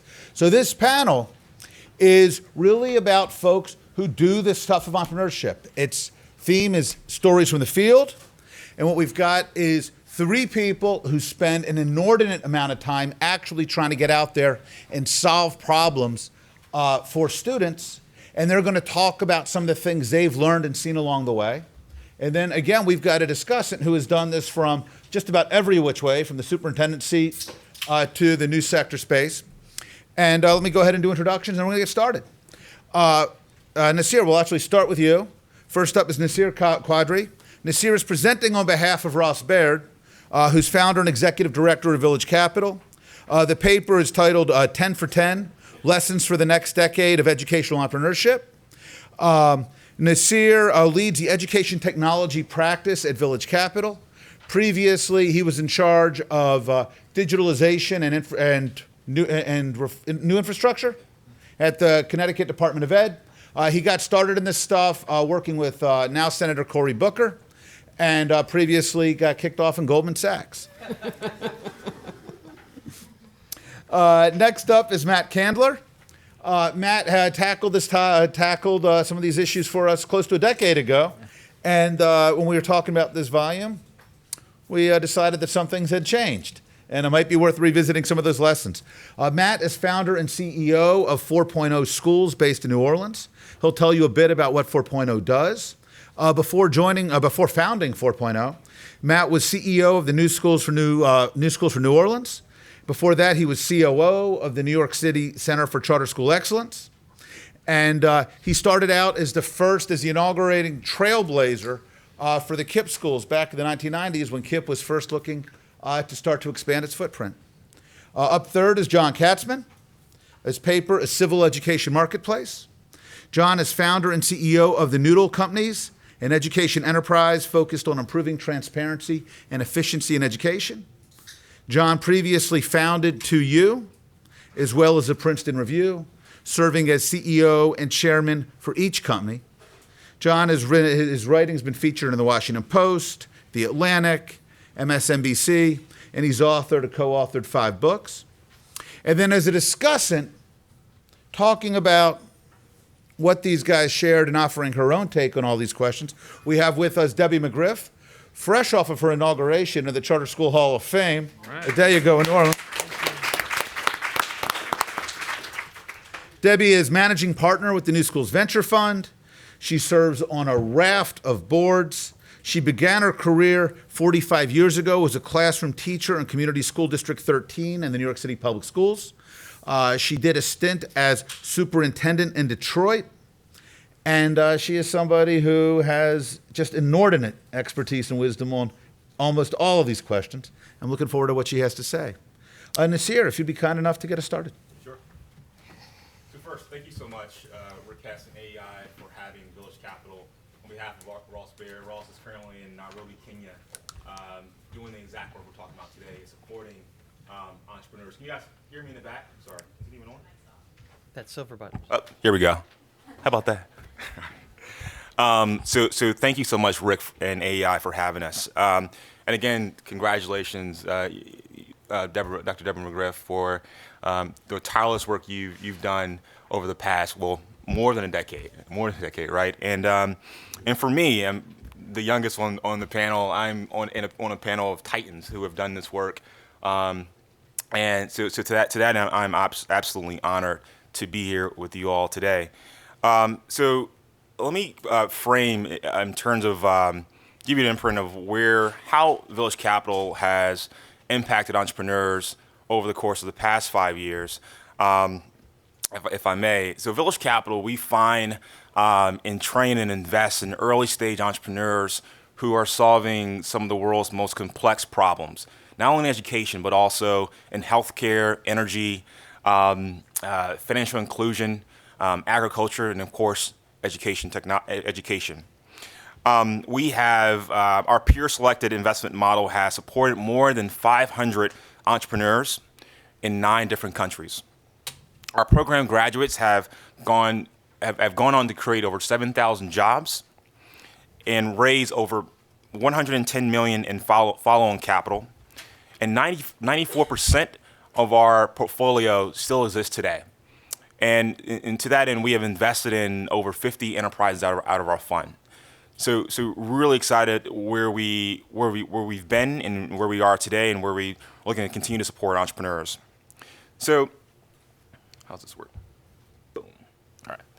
So consider this: 10 years is a long time, right? The reality is, education entrepreneurs are one of I would say, the newest members, like a seat at the table, with teachers always leading this work. I want to emphasize that. And they have dramatically changed, are dramatically transforming what and how our instructors teach, how students learn, and how parents are engaged. So consider this: in 2015, Khan Academy has become a household name by reaching more than 10 million students in 40 languages every month with its pithy YouTube videos. A decade ago, YouTube launched. And New Orleans, Matt, has become a hotbed for education innovation, with a 100% charter growth district, home to some of the most groundbreaking innovations in charter schooling, teacher staffing, and entrepreneurship, ranging from Kickboard to Enriched Schools. I think Andrea Fiegler's here this afternoon, to 4.0 schools. And literally 10 years ago, we all remember the devastating tragedy of Hurricane Katrina. Yet this disaster enabled a decade of wholesale systems of system-wide transformation. That's something to really be excited about. Also, a decade ago, titans such as Pearson, Kaplan, and McGraw-Hill held nearly an oligopoly over educational resources. Today, McGraw-Hill doesn't even call itself a publisher. And the education and the EdSurge index has more than 1,500 product ranging from teacher support, curriculum, and school operations.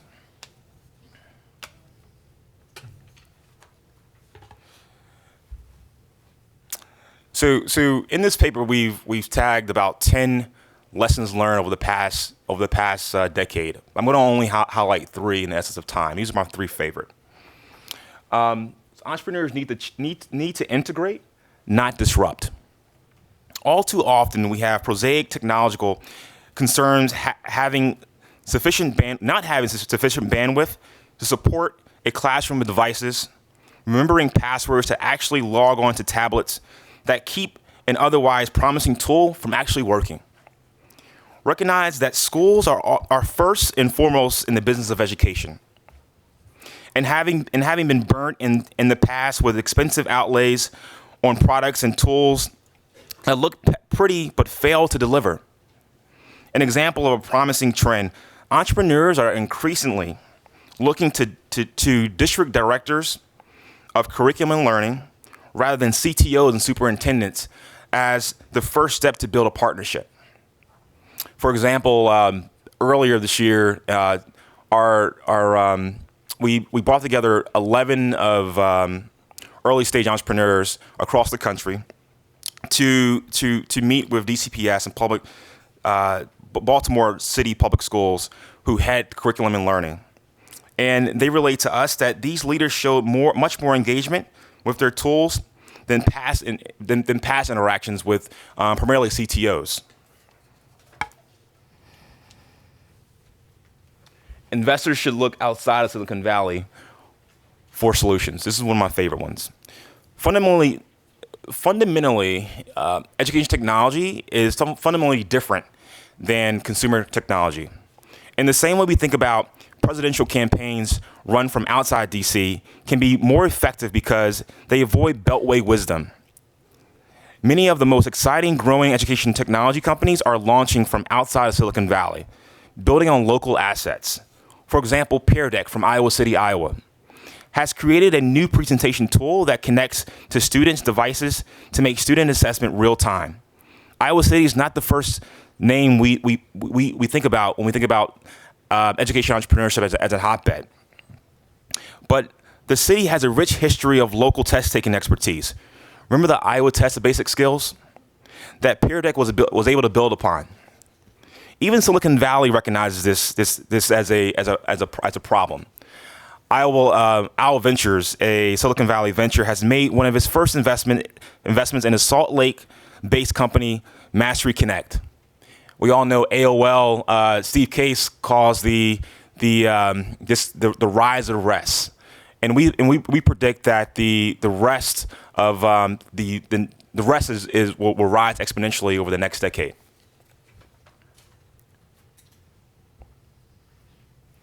More funds, accelerators, and seed capital means more swings at the plate.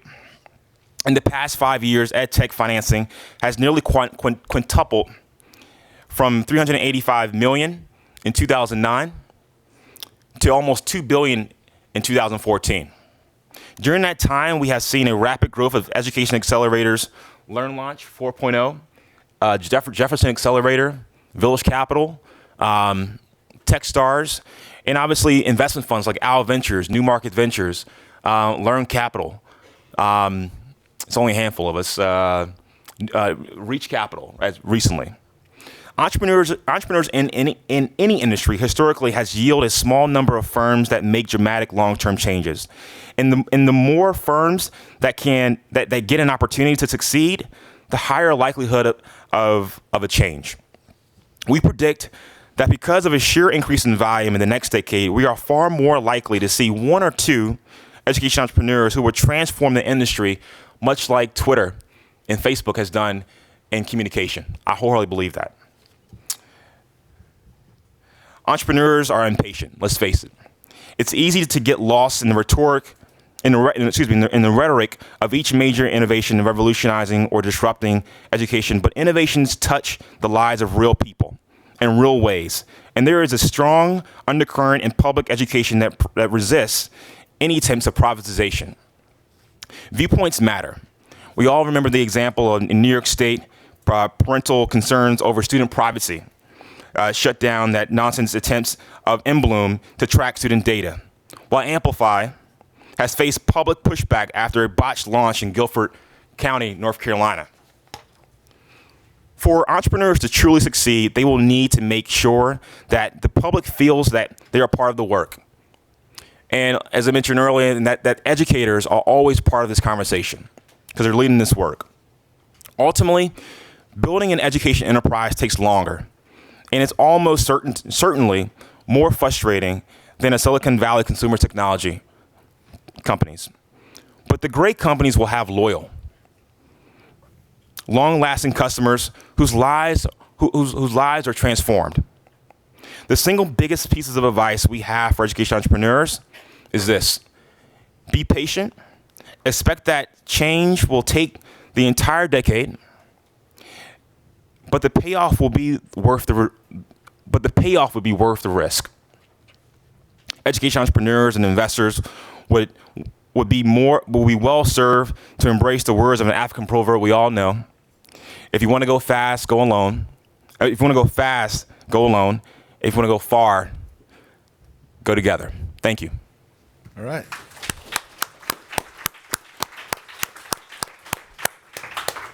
Thank you, Nasir. Matt, you're up with Go Small or Go Home, Innovation and Schooling. Yep. Lowering expectations, my specialty. So, but again, this is it's so great to be up here with John and with Nasir. Nasir's organization is on one of my slides. There's a partnership that we have together, really working in the upstream space where entrepreneurs are made, and where ideas become companies. And it's a pleasure to be with you, man. Really enjoy it.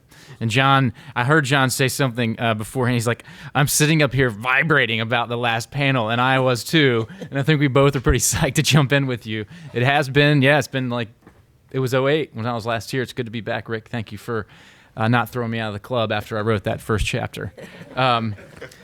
All right, so let's jump in. Let me see. That was an immortal chapter. In fact, that was when Harvard decided that their style guide did not allow the phrase "sucks less." Yes, that letter does still hang on my wall, actually. So it was not the first small envelope I got from Harvard, by the way. Moving on quickly. This translated a little bit messy into the PowerPoint, but that's my hashtag. That's my handle, and that's us at 4.0. I'd love for you to follow us. So the graphics are a little messier than they are my old and what I sent, but let's check this out. So this is a little bit about what I've learned over the past 5 years. Yeah, I got extras. They're in the bag. John, can you bring me a couple of headbands, man? I'll wear one. Nasir put one on. You make this look a lot better than I do, Biley. We'll go with the top. Mine's in my suitcase and it's staying. Deb's got one. I saw Deb on the plane. I brought Deb a headband. She's like, I already got one. Stop. Wristband? Yeah, we got wristbands now. We respond to user feedback. Our users said, Matt, I spend more time on my hair than you. Can you get me a wristband? So we have wristbands now.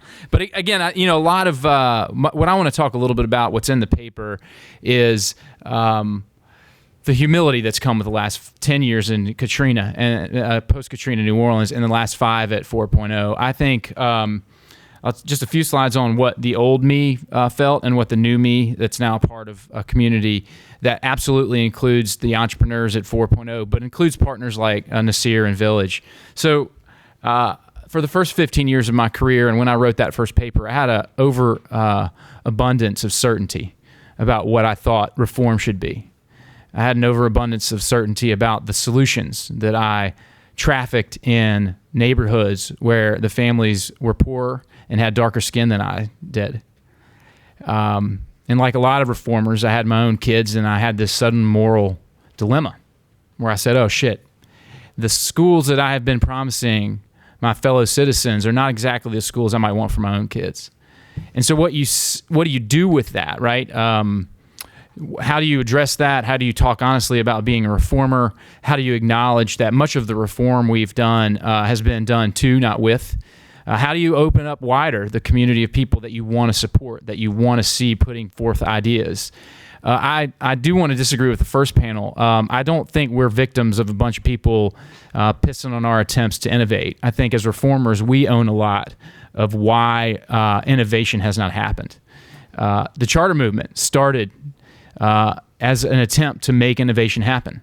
And I, among others, have co-opted it to make something more about scaling what works, right? So charter advocates are now passing laws in states that say only charter the good schools that we opened and started and designed 15, 20 years ago. That's completely contradictory, and we're not walking the walk. And I think a lot of that's just related to the fact that we find a lot of tension in this effort to scale what works while also doing what we don't know will work yet. So much of my talk, and the reason why I use the word small, and you'll hear me talk about a concept called tiny schools, is to break free of that, is to try and find the way to spend the same fixed pot of money on many more smaller bets. And you heard Nasir talk about this, and this is why we're such close partners, is because they do this, and they do it within a community that is far more inclusive and far more curious than the way reform has felt for the last 10, 15 years. And that's part of what we're trying to do at 4.0. We've talked a little bit about this, and this is why the construct of high-low system user, you heard John talk about this. I think Nasir agrees with this, that the most interesting companies tend to start the way Khan Academy did, where Saul Khan was still a banker, and he was just helping his niece who happened to live in New Orleans. And that beautiful little human interaction, I'm going to solve her problem with some really crappy videos, turned into Khan Academy. right? And that's the way most great companies start. And that's what we're trying to do, is create a place where curious people can get into that one little relationship with a human that has a pain point they want to take away, with a job that needs to be done better, or with some gain that you can bring to their life. We've mentioned this. It's come up. It's going to come up again. But I think we have, to quote Rick, lurched after orthodoxies for decades in education reform. And our attempt is to take what Peter Sims wrote in his great book, Little Bets, and scale that into a system, a process, a procedure through which we develop human capital and leadership by making lots and lots of little bets. This addresses a lot of the risk and the experimentation topics that came up in that first panel. And I think the result, honestly, has been that we're way more bashful than bold, right? I think it's a missed opportunity that we haven't started more interesting school models. And I think it's scary to me that Elon Musk chooses to check out of the system, start his own school for his own kids. Because to John's point, he's not investing. And he's going to get a head start for his kids who are growing up in wealth. And meanwhile, we're sitting here wondering whether or not we should try and apply those techniques of student-centric learning, personalization for the kids we all want to serve. And we either fart around about it, or we can say, damn, we got to get to work. But these are such complicated issues about choice and equity. And I think it's easy to talk about them. It's hard to just say, we got to get some people starting to work on them. And orders of magnitude more people working on them. And that means starting small. So quickly on 4.0, the part of the chapter is an unashamed advertisement for 4.0. But I share it only because I think what we're doing, we've learned a lot. I mean, we have come to life in New Orleans. It's a long way to go in New Orleans. Please don't ever go tell anyone that you know that you want to replicate the New Orleans model. It's just unfair to the citizens of that town and to the native New Orleanians that I've gotten to know. We're a long way from something that's worth replicating, and it's been messy and painful, and it's been ugly. And I want to change the way we do the work as we go from. We went from F to C pretty quickly. C to A is going to look a lot different if we have anything to do with it. But this is just sort of what we do. Again, the paper talks about this. We get people to share their hunches about what school might look like. So Monday night, we hosted what we call a beer storm. Rick's been to one of our beer storms. We provide incredibly cheap beer, much cheaper than what AEI provides. Thank you. I'm sure there's a paper to be written about that. And we just encourage people to share their ideas. My inner teacher is terrified to talk about risk and experimentation because I feel like kids' lives are at stake. And so creating a community where it's okay to risk an idea in your head or something that isn't working is hard to do. And we've worked hard at that, and that's the thing I think we're most proud of, and it's what we, I think, share with DNA with Village Capital, that sense of you do it together. And then if you've got an idea that you want to get into a pilot, we have a 2-day workshop we call Essentials, and then we give you support to actually run a field trial of that.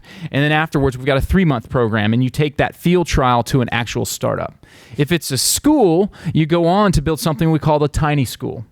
So to my point earlier about the charter school movement kind of losing the opportunity to test, it takes $1 million, a lot of political capital, and a lot of training to open a new charter school. But at a tiny school only takes between 25 and 100 grand. And we'll give someone 2 to 12 months worth of ramp to test a new school model with up to 10 kids. And I have 4 schools in that first cohort. Some of them are testing in school district run facilities. Some are testing in charter schools. Some are testing in partnerships with homeschool collectives. We've learned a ton about that. And again, what we're trying to do is just create a sequence, a path for people to try more little bets. The cool thing about it is downstream, we rely on partners like Nasir to take the most proven concepts and scale them up. So our partnership with Kickboard, everybody who's ever left 4.0 and gone to Kickboard has funded. And now we have a partnership with Kickboard, and their staff gives our folks help. So again, that's what we do. An interesting point that Nasir raised, you said 94% of your ventures are still alive. This is just a quick stat. only 34 of our first 43 are, which makes sense, right? So we're a little further upstream of Nasir, and we're seeing a little bit higher failure rate. But again, that's okay. Most of these ventures are started at such a small scale that the users that are involved are so passionate about the entrepreneur they got to know that they're the people that are most okay with the failure, and they're eager to share what they learned and see the next iteration, whether it's a new startup or a hard pivot of that company. So again, we don't have the scale or scope of Nasir, but there's a real important relationship that he relies on us for upstream talent. Andre Feigler, he mentioned, is in his EdTech Accelerator now. She spent 2 years at 4.0 before she joined Village Capital. So we can actually create a very elegant, very walkable path for the next generation of education entrepreneurs. And that's really what we try to do at 4.0. And I'll leave you with that. So thanks, Rick. Thanks for having me back. Hey, thanks, Mike.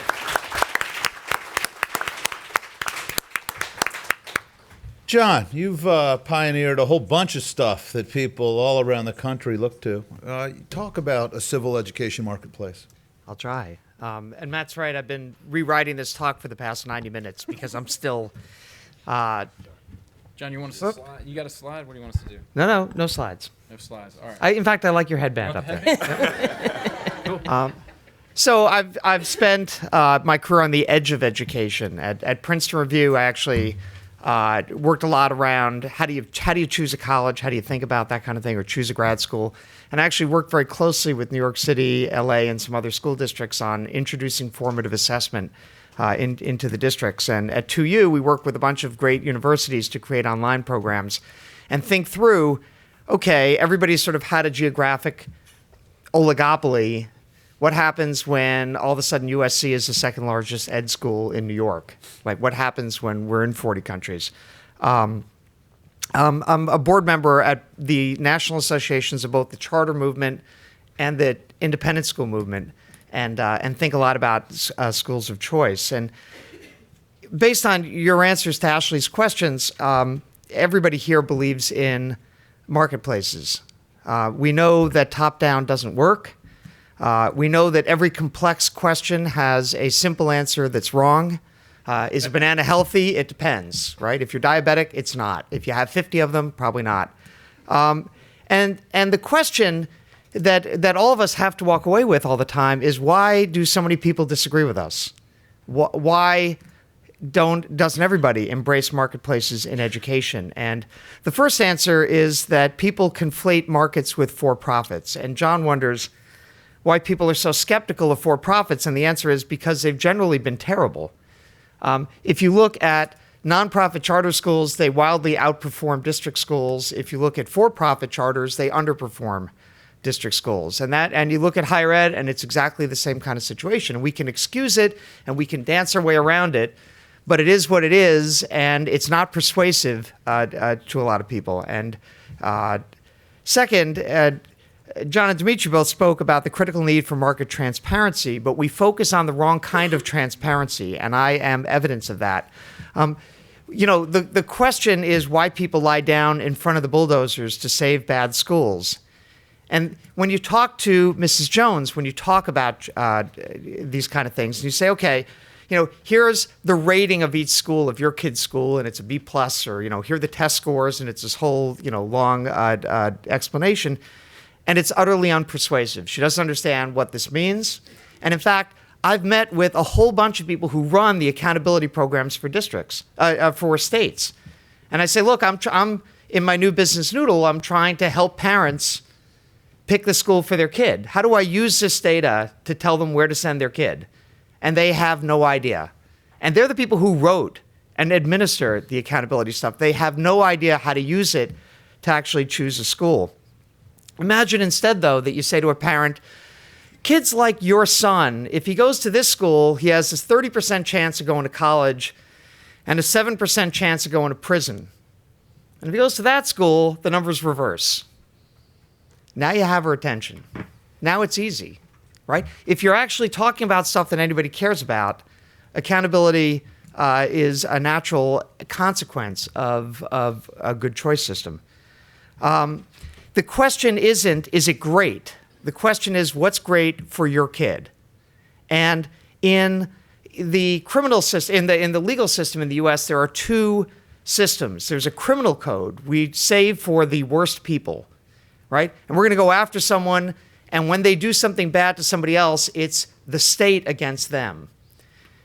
And we have a civil code, which is basically just a framework for people to settle their differences and a venue for them. And the whole point of the civil code, and the vast majority of legal stuff in the US is civil, is about perfecting the marketplace. And education reformers never talk about civil stuff. They all talk about criminal code stuff, that schools and teachers aren't accountable to their parents, they're accountable to us. I could give you an example of that.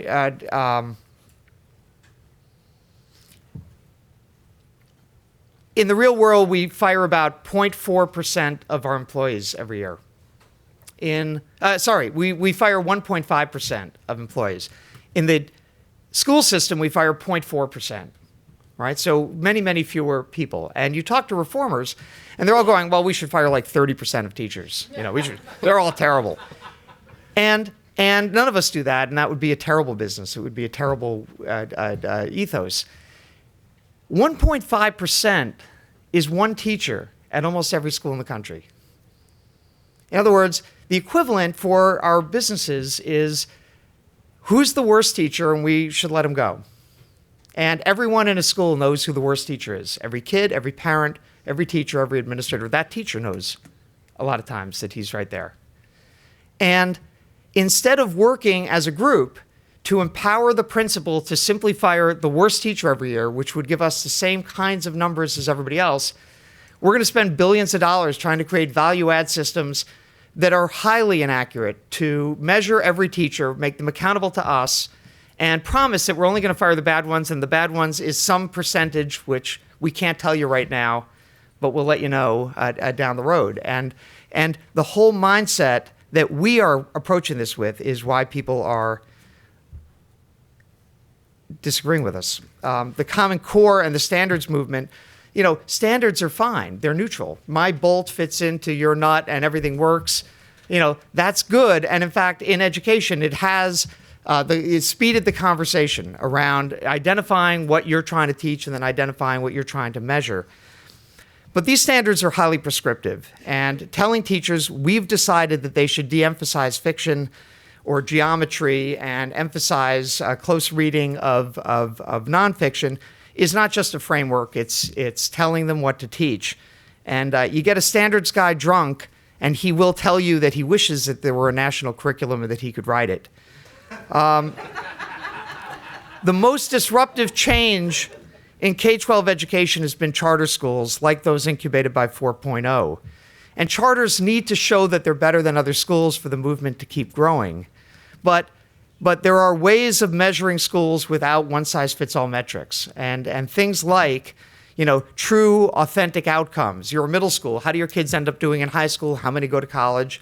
KIPP schools outperform in terms of test scores, but they have 4 times as many kids who end up graduating from college as the district schools they compete with. That's compelling to Mrs. Jones.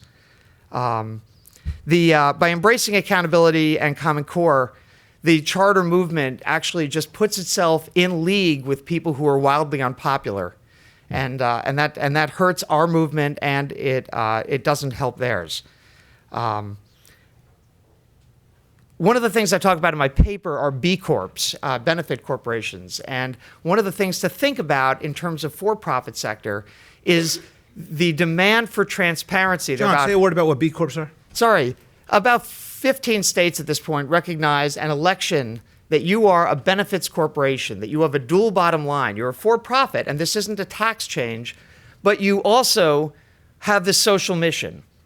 And in fact, you're required, because you've elected that, to talk about your success at meeting your social goals, and and to create a sense of transparency.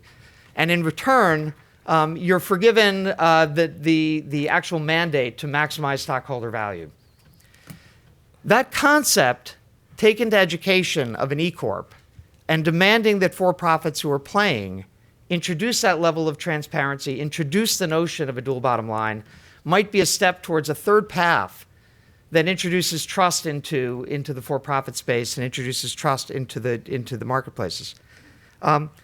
one last note, the biggest opening to entrepreneurship in K-12 are charter and independent schools. And people say that's kind of niche-y, but it's not. It's 16% of schools at this point are private or charter, and that's a market of probably $15 billion of stuff that they buy, curricular and other technology. That's a plenty big market to grow an entrepreneurial company before you start attacking districts. And so how we as a movement think about servicing ourselves, servicing entrepreneurial schools, is, I think, a really important part of this solution. And finally, as I'm running out of time, my own K-12 efforts are about getting proper information in front of parents, thinking a lot with them as to what will help them make the smart decision versus the wrong decision. And actually, we're launching a company this fall to deal with K-12 procurement, which I agree is flawed and can be fixed. In summary, we need to replace the accountability movement with a laser focus on perfecting marketplaces. And charters and choice demand it, and we will move much faster on the stuff we care about if we jettison the stuff that actually is an anchor. Thank you, John. So thanks, Rick. Whenever Rick calls, I'm always here. I'm constantly calling him to help us at New Schools Summit. I wanted to start with a little full disclosure. I know when Rick said, over 40 years of doing this work, I saw people starting to do the math. But I spent just two decades in traditional public schools. And I was very, very committed to not the status quo. I only worked on school innovation, school improvement projects. But at some point after being superintendent of Detroit, I knew that I wanted to create excellent schools for low-income and working-class kids, and didn't think I would be able to do that in another district. The organization that I joined has been described today as one of the failures. I did join Edison, which is now Edison Learning. And I think by our institutional standards, or by the standards of the ad that Chris Riddle ran in the New York Times, Edison would be considered a failure. But I would say to you, and these are schools that I helped start that still exist.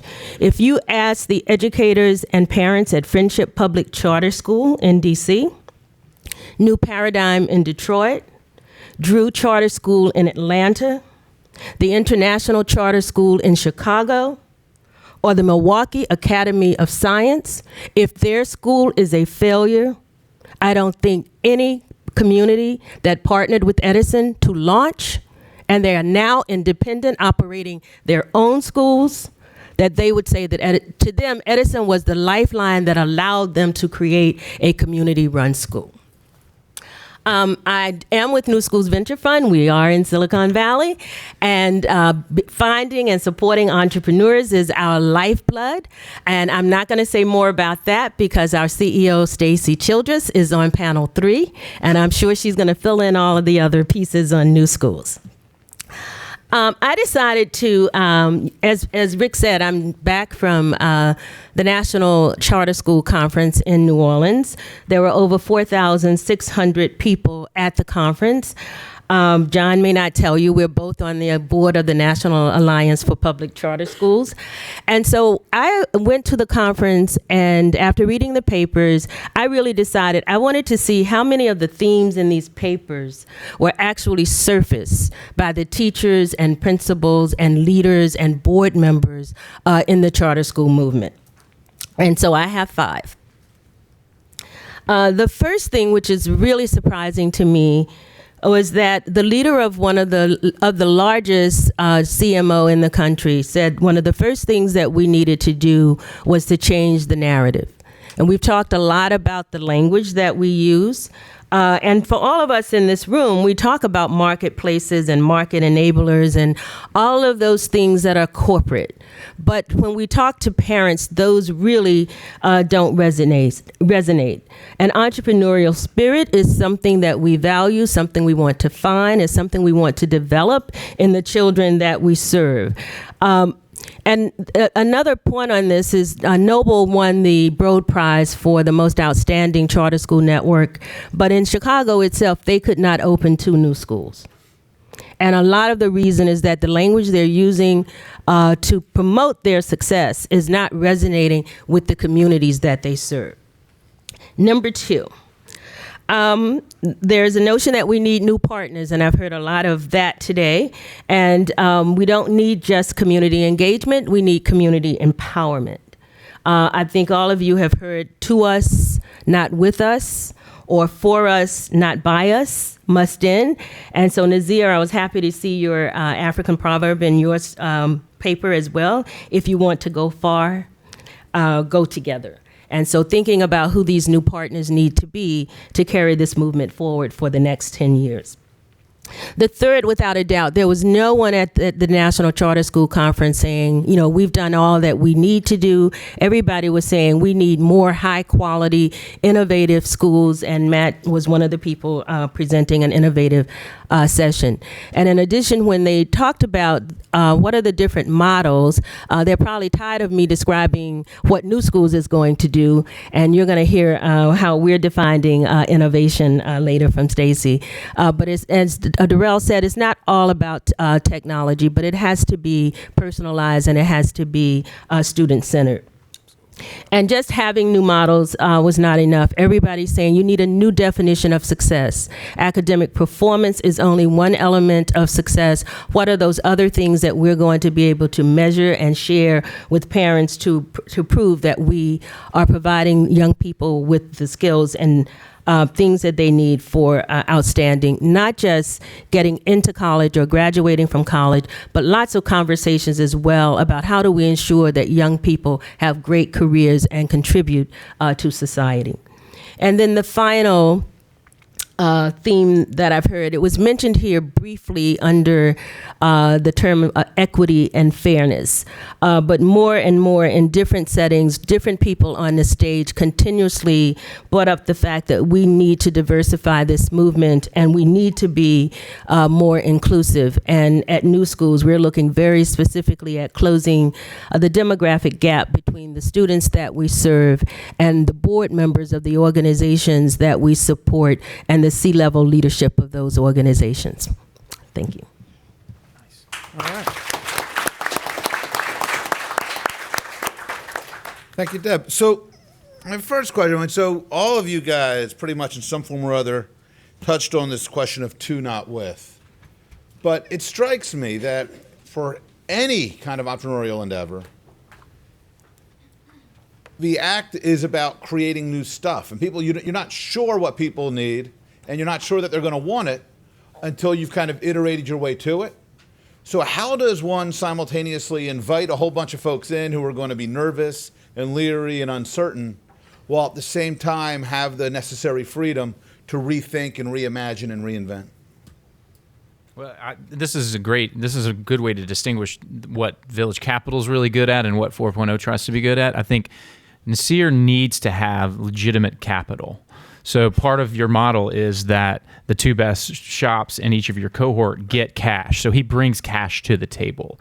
So I think the further downstream you are, if you already have some revenue and have some users, I think the value proposition for Nasir and his entrepreneurs is, I'll let you speak to it, but it does involve capital. What we found in with 52 now startups is that what that early stage entrepreneur needs more than anything is a safe place to beta test their ideas.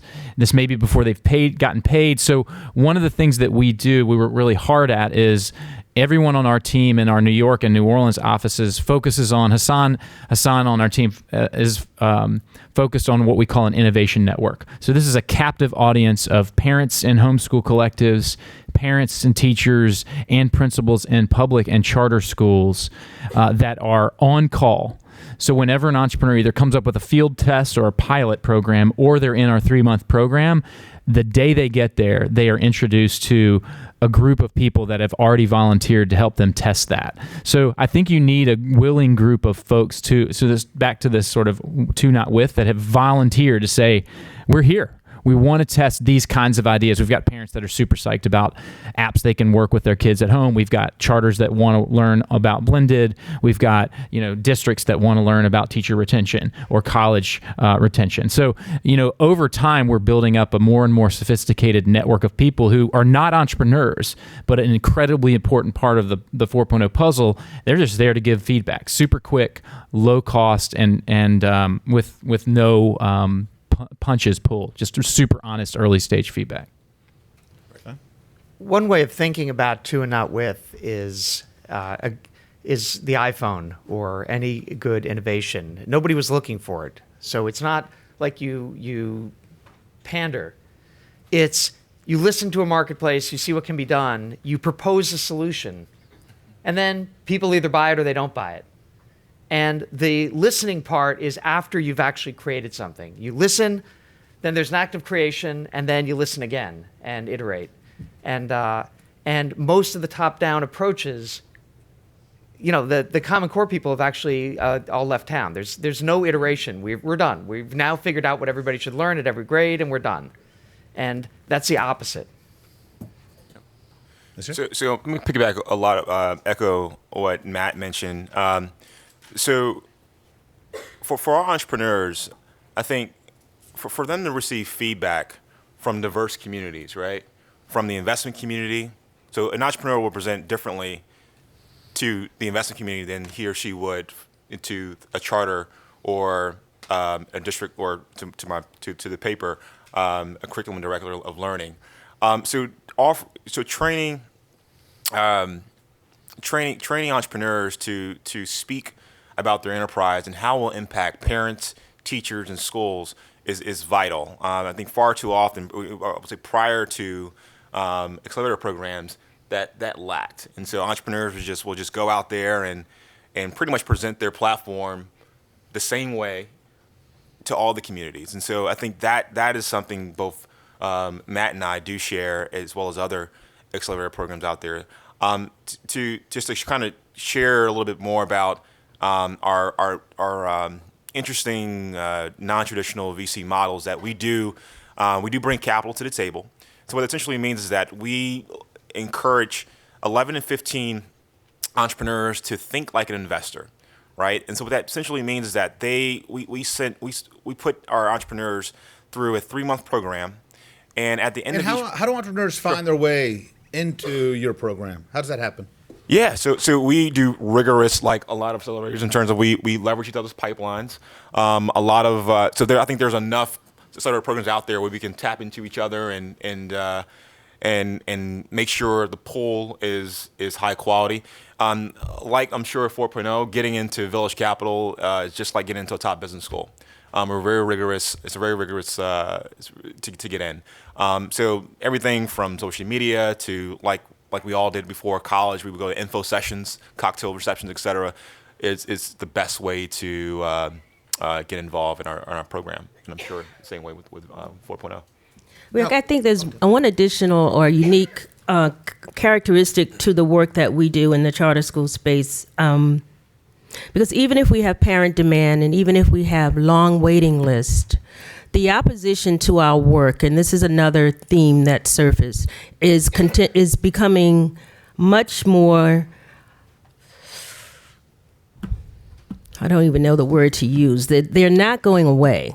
And the fact that you have the opposition. The opposition. The fact that you have a group of parents selecting a school that's very happy, you have a long waiting list for that same school wanting to get in. The opposition is still, and they're successful by any measure that we use today to measure success. The opposition is still trying to change the legislation to close the school. And so in your efforts to talk about even doing it with people, you're making some group of with happy, but the other with is still going to be against you, and we have to get better at dealing with. Well, I was going to ask. So, with Matt's example, for instance, when we talk about some of the polarization in New Orleans, it seems to me that the people who have found their way into kind of that larger 4.0 community, it probably still doesn't satisfy the people who say that 4.0 and TFA and charter schooling are all, so it seems like even that inclusiveness is still only part of the community fabric. Is that fair? For sure. I think so. And I think that's just a long walk. I think you've got to stay on the road and walk it out there until people believe you. Some emerging positives, right? So the Tiny Schools Project, we have 4 new school designs that we're piloting. 4 of those 4 school leaders, this is a small example of we've worked hard to get a more diverse group. 3 of them are African American, 2 are women, 2 are men, 2 are New Orleanians pre-storm, 2 are transplants since. 1 is piloting with a homeschool collective. 1 is piloting by launching a low-cost private school, sort of like alt school, except it doesn't cost $30,000. So nothing like alt school, actually. I've been there. I love alt school, but they're not helping us much with the cost containment part of the equation. But the other 2 are the real breakthroughs. So, and this is, I think, a good step forward, decades long to go. But I don't think this happens in a lot of other cities. So Jonathan Johnson, who just won the Echoing Green International Fellowship, has been approved as a charter, and he will be piloting his school in a classroom of Algiers Charter School Association, the largest CMO in New Orleans. And Adrian is willing to take that risk to help Jonathan start a school that will not be part of his CMO family. Mm-hmm. That's a big deal for somebody like Adrian, very high-profile school leader with lots of people shooting at him, and he's going to still take a risk on this rookie that I've been training for a year. That means a lot to me that Adrian would do that. And I think that's a representation slowly, of the charter sector acting as if they're responsible for more kids than they are elsewhere, where you still have this luxury of like, I'm just David fighting Goliath, and it's like the man is putting me down. And the thing is, the man is keeping us down elsewhere, but that's what makes things different in New Orleans. And so it's a big deal that somebody like Adrian does that. Even bigger deal is Vera Triplett's school. So Vera in her own right is a fascinating story. Native New Orleanian, quit a job at the school district level to become a startup charter entrepreneur.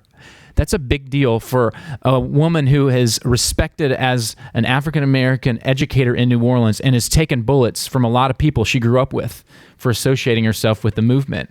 And that's just complicated. And she's going to pilot that school in a district-run site. So again, slowly we're starting to work on this, but it took me a year and a half to get those 2 deals up and running. Kind of the other side of this ledger is, you talked a couple times, for instance, about the movement. We've talked a lot about serving high poverty African-American kids, but you've had enormous success building enterprises that weren't focused as part, necessarily social equity. Princeton Review, 2U, were really about trying to provide, much value to much needed services without, primarily to folks who could afford them. How do we think about the role of entrepreneurship and how we think about solving problems, not just as part of a movement, but more broadly for kids in all kinds of communities, middle class, suburban? Well, imagine a spectrum. And over here, I'm selling to a parent, cares deeply about his or her kid, and I'm providing a service. It's an easy transaction, right? Either I'm valuable or not to them, and that's pretty much what I've done. And over here is selling to a school district. And if you look at Walmart and the growth of big box retailers, it totally changed the manufacturing world, right? Big retailers want to buy from big manufacturers largely. And in every industry where the customer base has gotten consolidated, the vendor base has followed. So you're a small provider, an entrepreneur selling into large districts, you're at a tremendous disadvantage.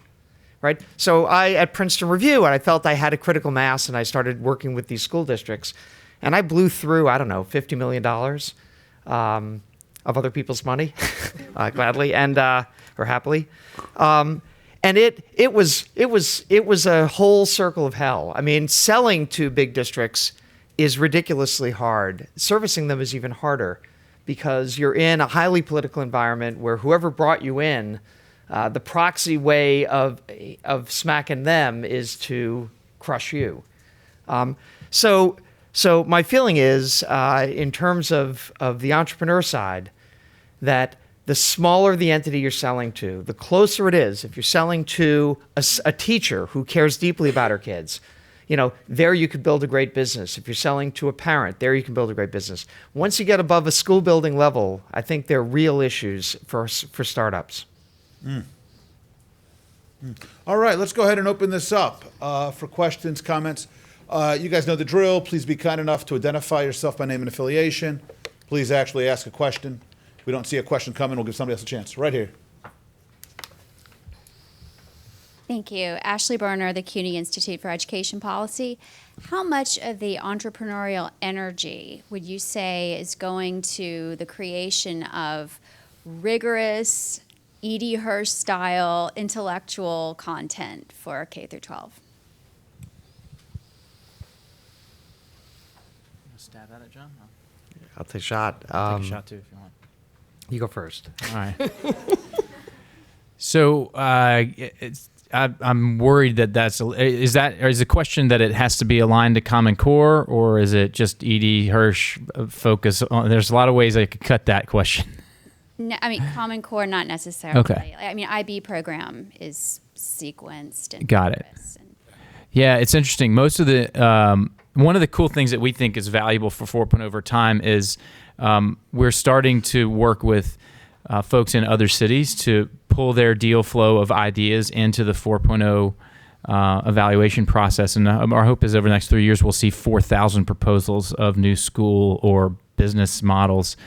I don't see a lot of that. One of the trends that I see is folks trying to create platforms that curate products that are better suited towards student-centric models. So I think it's an interesting idea. I would love to see someone blend the construct of a child choosing their own path and directing their own path with high-quality resources. I'll give you one example of a startup in our current cohort called Once Over.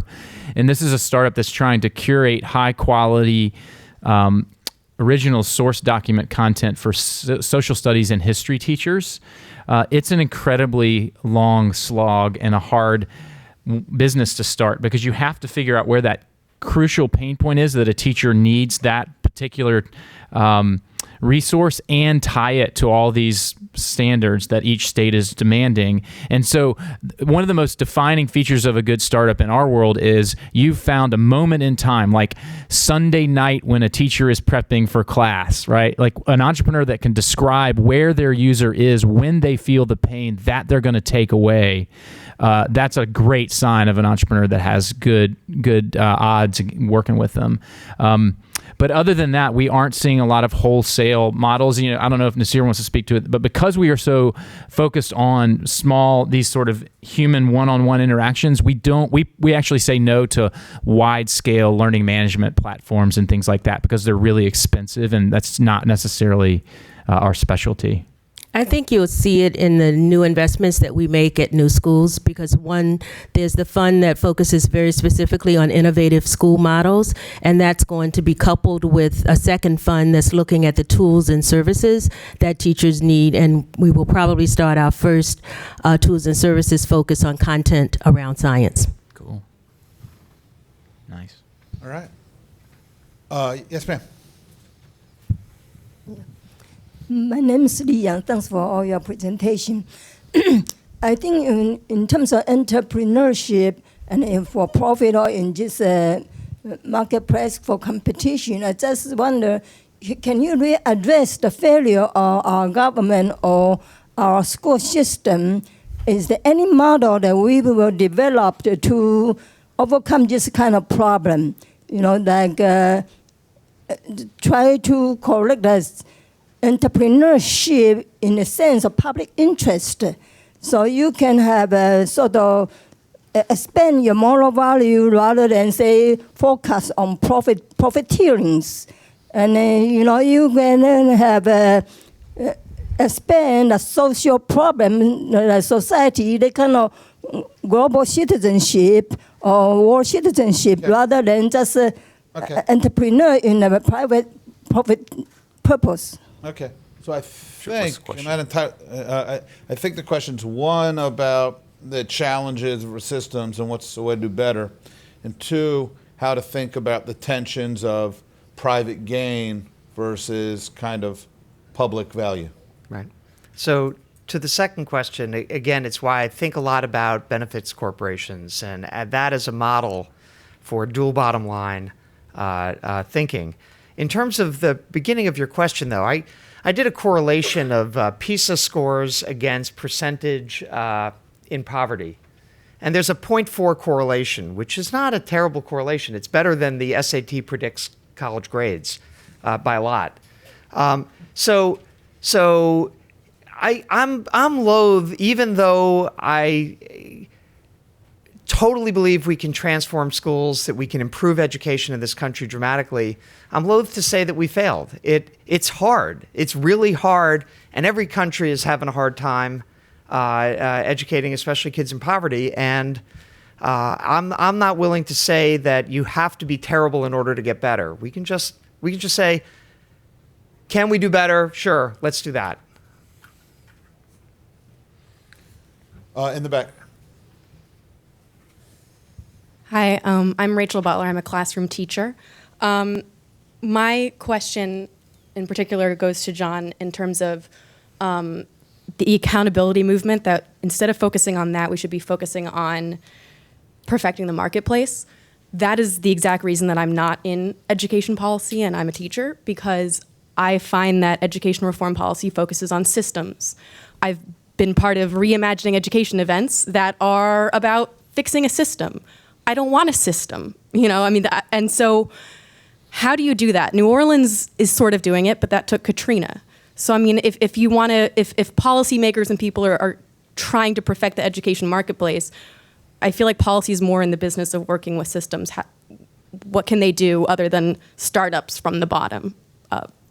I think both as a businessman selling into education and as a someone who thinks about policy, the school is the thing, and how schools compete with one another, how you find fit, where we stop talking about really competition and we start talking about, well, what's the best school for your kid and what's the best fit, and selling in not a product that serves every kid or is just, Edie Hirsch rigorous, but is the right product for a kid like your daughter, or the right product for you as a teacher versus any number of other teachers, starts getting at, I think, where you're headed there. And Matt, this is something you touched upon in your intro remarks.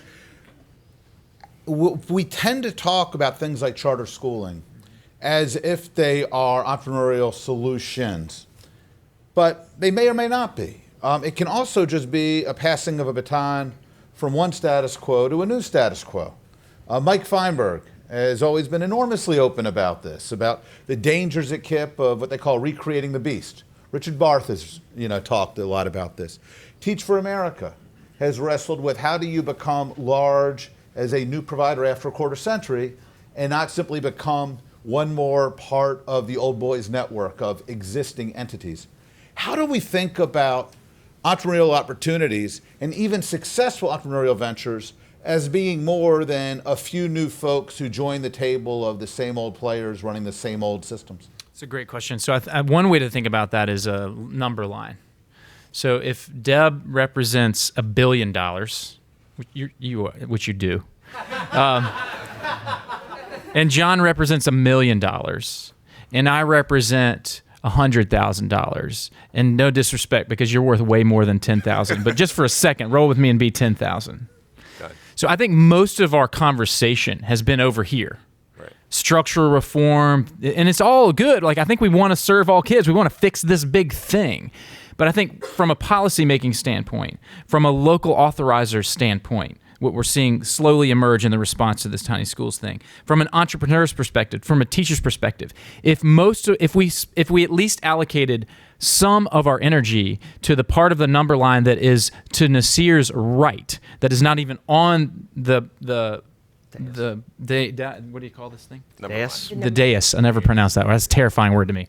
But $1,000 investment, $100 investment, $10 investment, $1 investment. That's why I use cheap beer, because it costs $1. But in many ways, like if you talk to Andre, who has gone through, she met me and we took a $10 bet on her and just said, come hear about some ideas and come to a beer storm. And then we made a $500 bet on her and we invited her to a 3-day workshop. And then we made a $50,000 investment in her and she came to that 3-month program. And then she came to Nasir's program and did his 3-month program. And I think, can policy, I just want to throw that construct out there, but could a policymaker, could the folks who live in this town start thinking about passing laws, creating legislation, creating policies, and for funders, creating incentive structures and finding ways to fund that stuff? Because if you don't, you are going to kind of go back into go to a new question yet. Yeah. I want to hang over here. I want to follow. Let me just push. Yeah. Come to you. Okay. And so, what do we say to those policymakers and those funders and those advocates who say, "Look, we want to do a lot better in a hurry, and what you're talking about is incremental and ongoing. It might not work, and we need to come up with the answers because kids only have so much time in school." How do you convince them that this scattered portfolio bet strategy is actually better for kids and country? I do think you have to emphasize that you got to make a lot of them, and they have to be small. Yeah. What do you think? I think there's a disconnect between, in terms of, we have to get policymakers engaged at our accelerator programs as mentors, or to introduce to them the amazing ideas that are happening across the country and the world. So I really think there is a disconnect when we have other communities, but policymakers are not involved at these accelerator programs to witness the early stage ventures that are happening. And the more and more we have more policymakers being introduced to these ventures, then I think they can go back to their personal drawing board and look at this a little bit differently. Debbie? I think we have a number of large CMOs that have taken the idea of innovation seriously. Achievement First would be an example. They've also taken the and if you don't know, Achievement First was nominated too for the Broad Prize, but last year they did underwent a plan to create a new model for Achievement First, and all future schools will open under the new model, despite the fact that their old model is educating kids to the point that you're one of the 3 finalists for the Broad Prize. Within a KIPP school, you can be a teacher, and many of the innovations within KIPP came from a teacher that was outstanding, and then that became a part of the system. So it doesn't mean, I think it's not either or, and I don't think it's big or small, that in order for us to solve this problem, we have to have innovation taking place across the board. And I do think we need a lot more of research and development within the models. Almost no one has an R&D arm. Yeah. We may do a little of that. No, and that's been recent, right? I think until a year ago, Achievement First, that's why it's a big deal that they did Greenfield. And I want to push on it a little bit because it still took them calling IDEO and stroking $1 million plus check to do Greenfield. And so even in that, it's just a baby step, and we're not where we need to be because other CMOs are like, well, that's great. If somebody drops $100 million on me, then I'll do Greenfield. It's a huge transformative step for a high-profile CMO like that to say, my model's not perfect yet.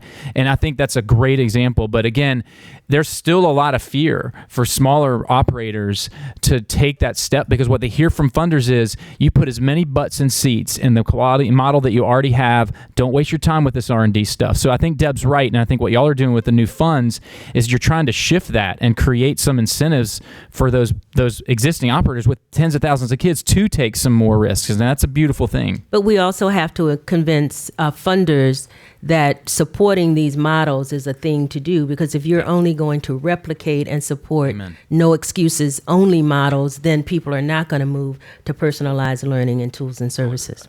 That's a great point. Right here. Thank you. Henry Smith. I'm with Johns Hopkins School of Education. How are you, Rick? And I've spent 35 years fighting bureaucracies, the university level, the federal level, state and local level. And so I sympathize with the teacher here. It's if you want to put 35 years into that, that's something. So the question is, ideally, is there a size of a bureaucracy that works? Is it 3 schools, 5 schools, or should we just not have them anymore? John? It's not the size of the organization. It's the level of competition. If you give somebody a geographic monopoly, like all of the things that we don't like will happen. It's sort of Econ 101. And the notion of KIPP as a larger entity, but each of its schools is looking for the right kids that it can help in New York, in LA, in Houston. I think it can get very large and still be a fierce competitor. I'm going to push back a little on that. I think, because KIPP right now is struggling with this internally. Like, is this? And when we expanded KIPP, we were very focused on deference to the local leadership. But now I think when Eva kicked everybody's butt in New York, and every CMO in New York said, "Uh-oh, maybe we should standardize." Like internally, there's a struggle. Do we standardize across KIPP, across geographies? We're as big as a mid-sized school district, but we work in 20 cities. Like, it's not only do we have the size, but now we have all these transaction costs to make sure the work works across state lines, and those costs go up geometrically as you start to maintain your base and make sure everyone's on the same page. So I do think there's there's a downside risk to creating this massive scale in operators, because there are high costs to scaling above. John's point's huge though on the local monopoly. What we're seeing, and I actually have a theory on this, I think that I've been asking my friends who run multiple schools, how many schools can you handle until you add a new layer? Somewhere around 5 to 7 schools. And you're seeing in New Orleans a sort of natural progression towards that size of these sort of local operators of multi-site organizations. Somewhere around 3 to 6 schools, they start to feel like they've got scale economy to do the back office, and yet they aren't so big that they have such a high radar profile that they start looking like a district and they start feeling too bloated. So there's some data there that I'd be interested to see. I think Doug's going to study it. We'll see what happens, but it's a natural experiment there. Yeah, I still think KIPP is more flexible than described, because I don't think blended learning at KIPP LA would have taken place. I don't think they would have started early childhood in Texas if everything was really about, they have a process by which you can have an idea. Yeah.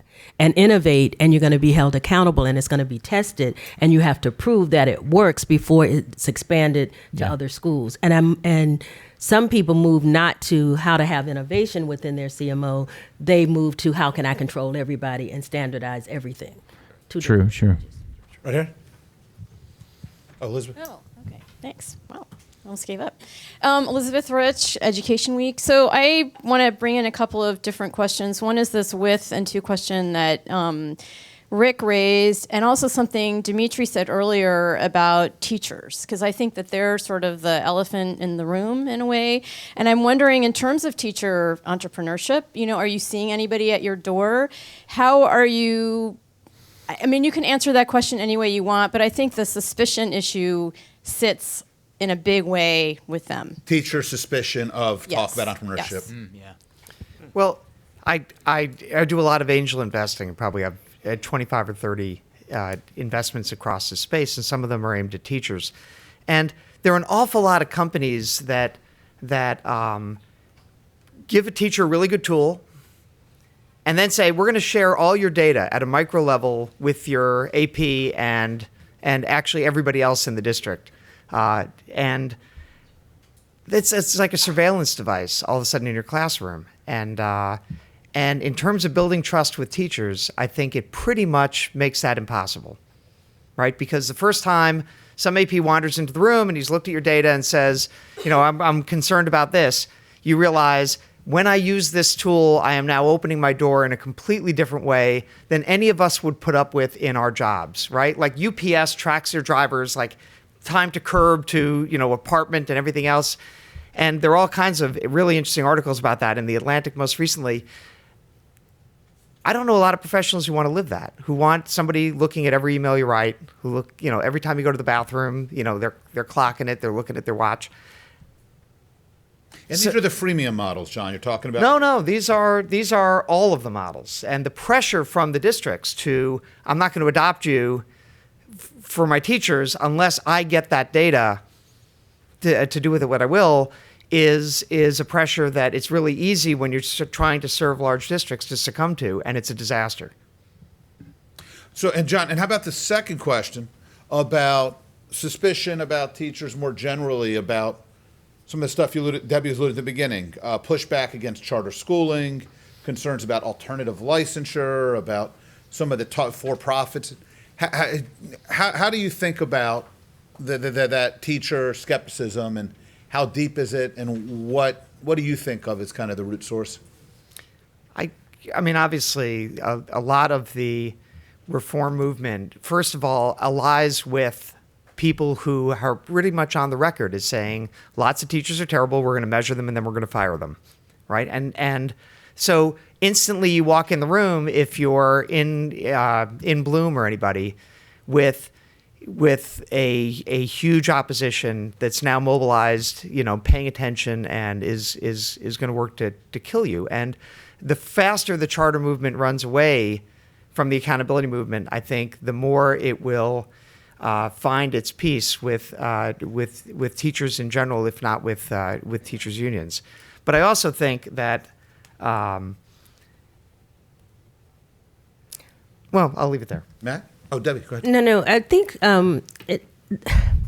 many people who teach in traditional school districts have joined charter management organizations, started single site charters.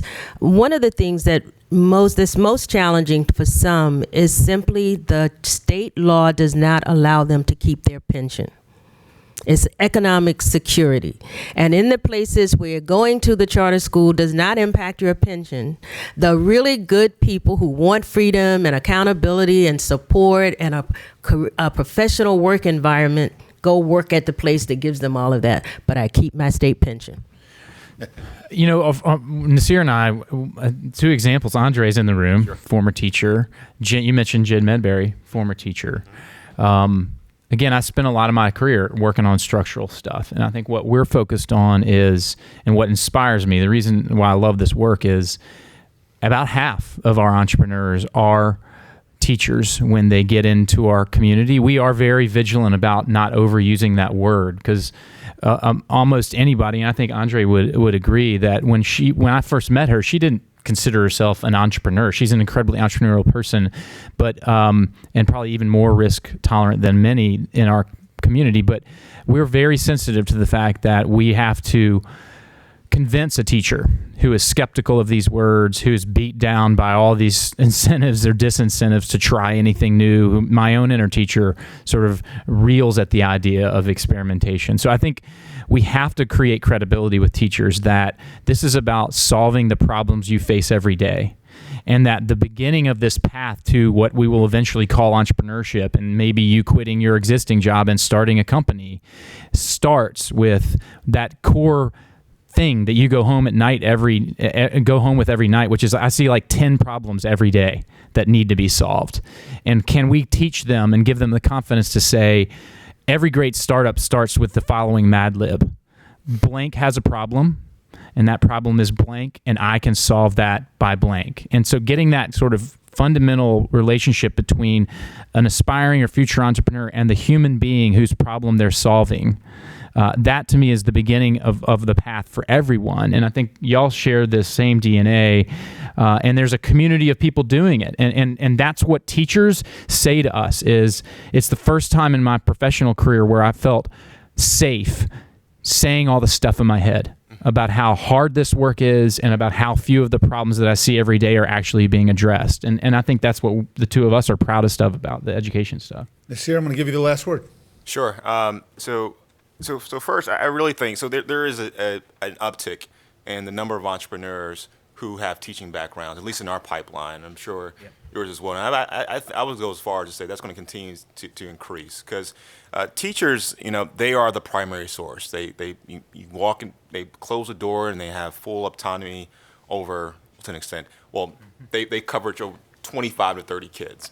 And so they have an array of just problems that they can that they think of every day, and then go back home and say, wow, this is something that this is a problem I actually want to solve, whether it's classroom management or operation efficiency, et cetera. And but in closing, I wholeheartedly believe we have every room to be optimistic about the role that entrepreneurs play in this work. But to my earlier point, I wholeheartedly mean this, and I'm sure hopefully 100% of us in this room agree with me, is that educators will always lead this work.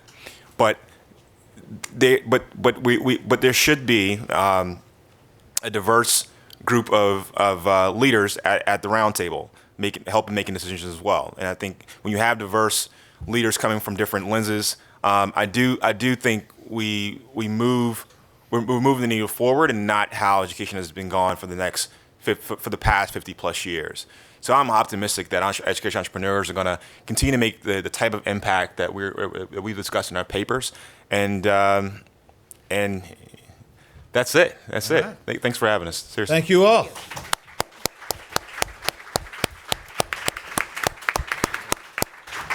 You'll find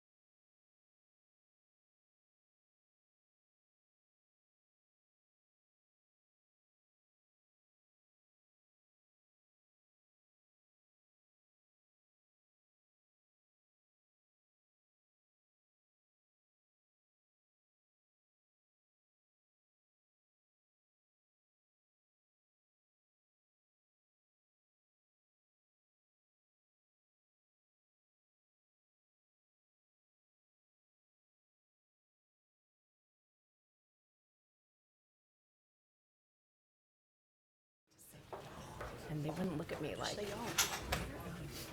where are you from? Romantic for me anymore, though. Oh, you've been gone too long.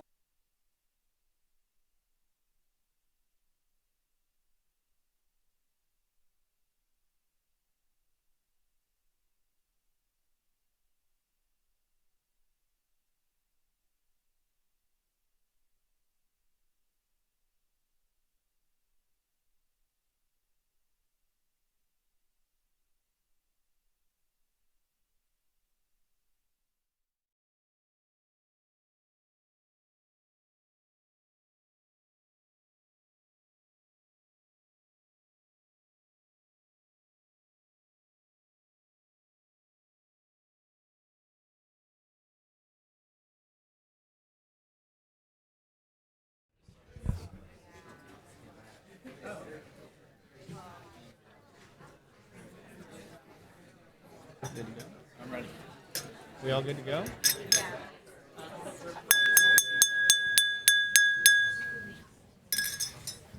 Well, good afternoon, everybody. I hope you all enjoyed your lunch.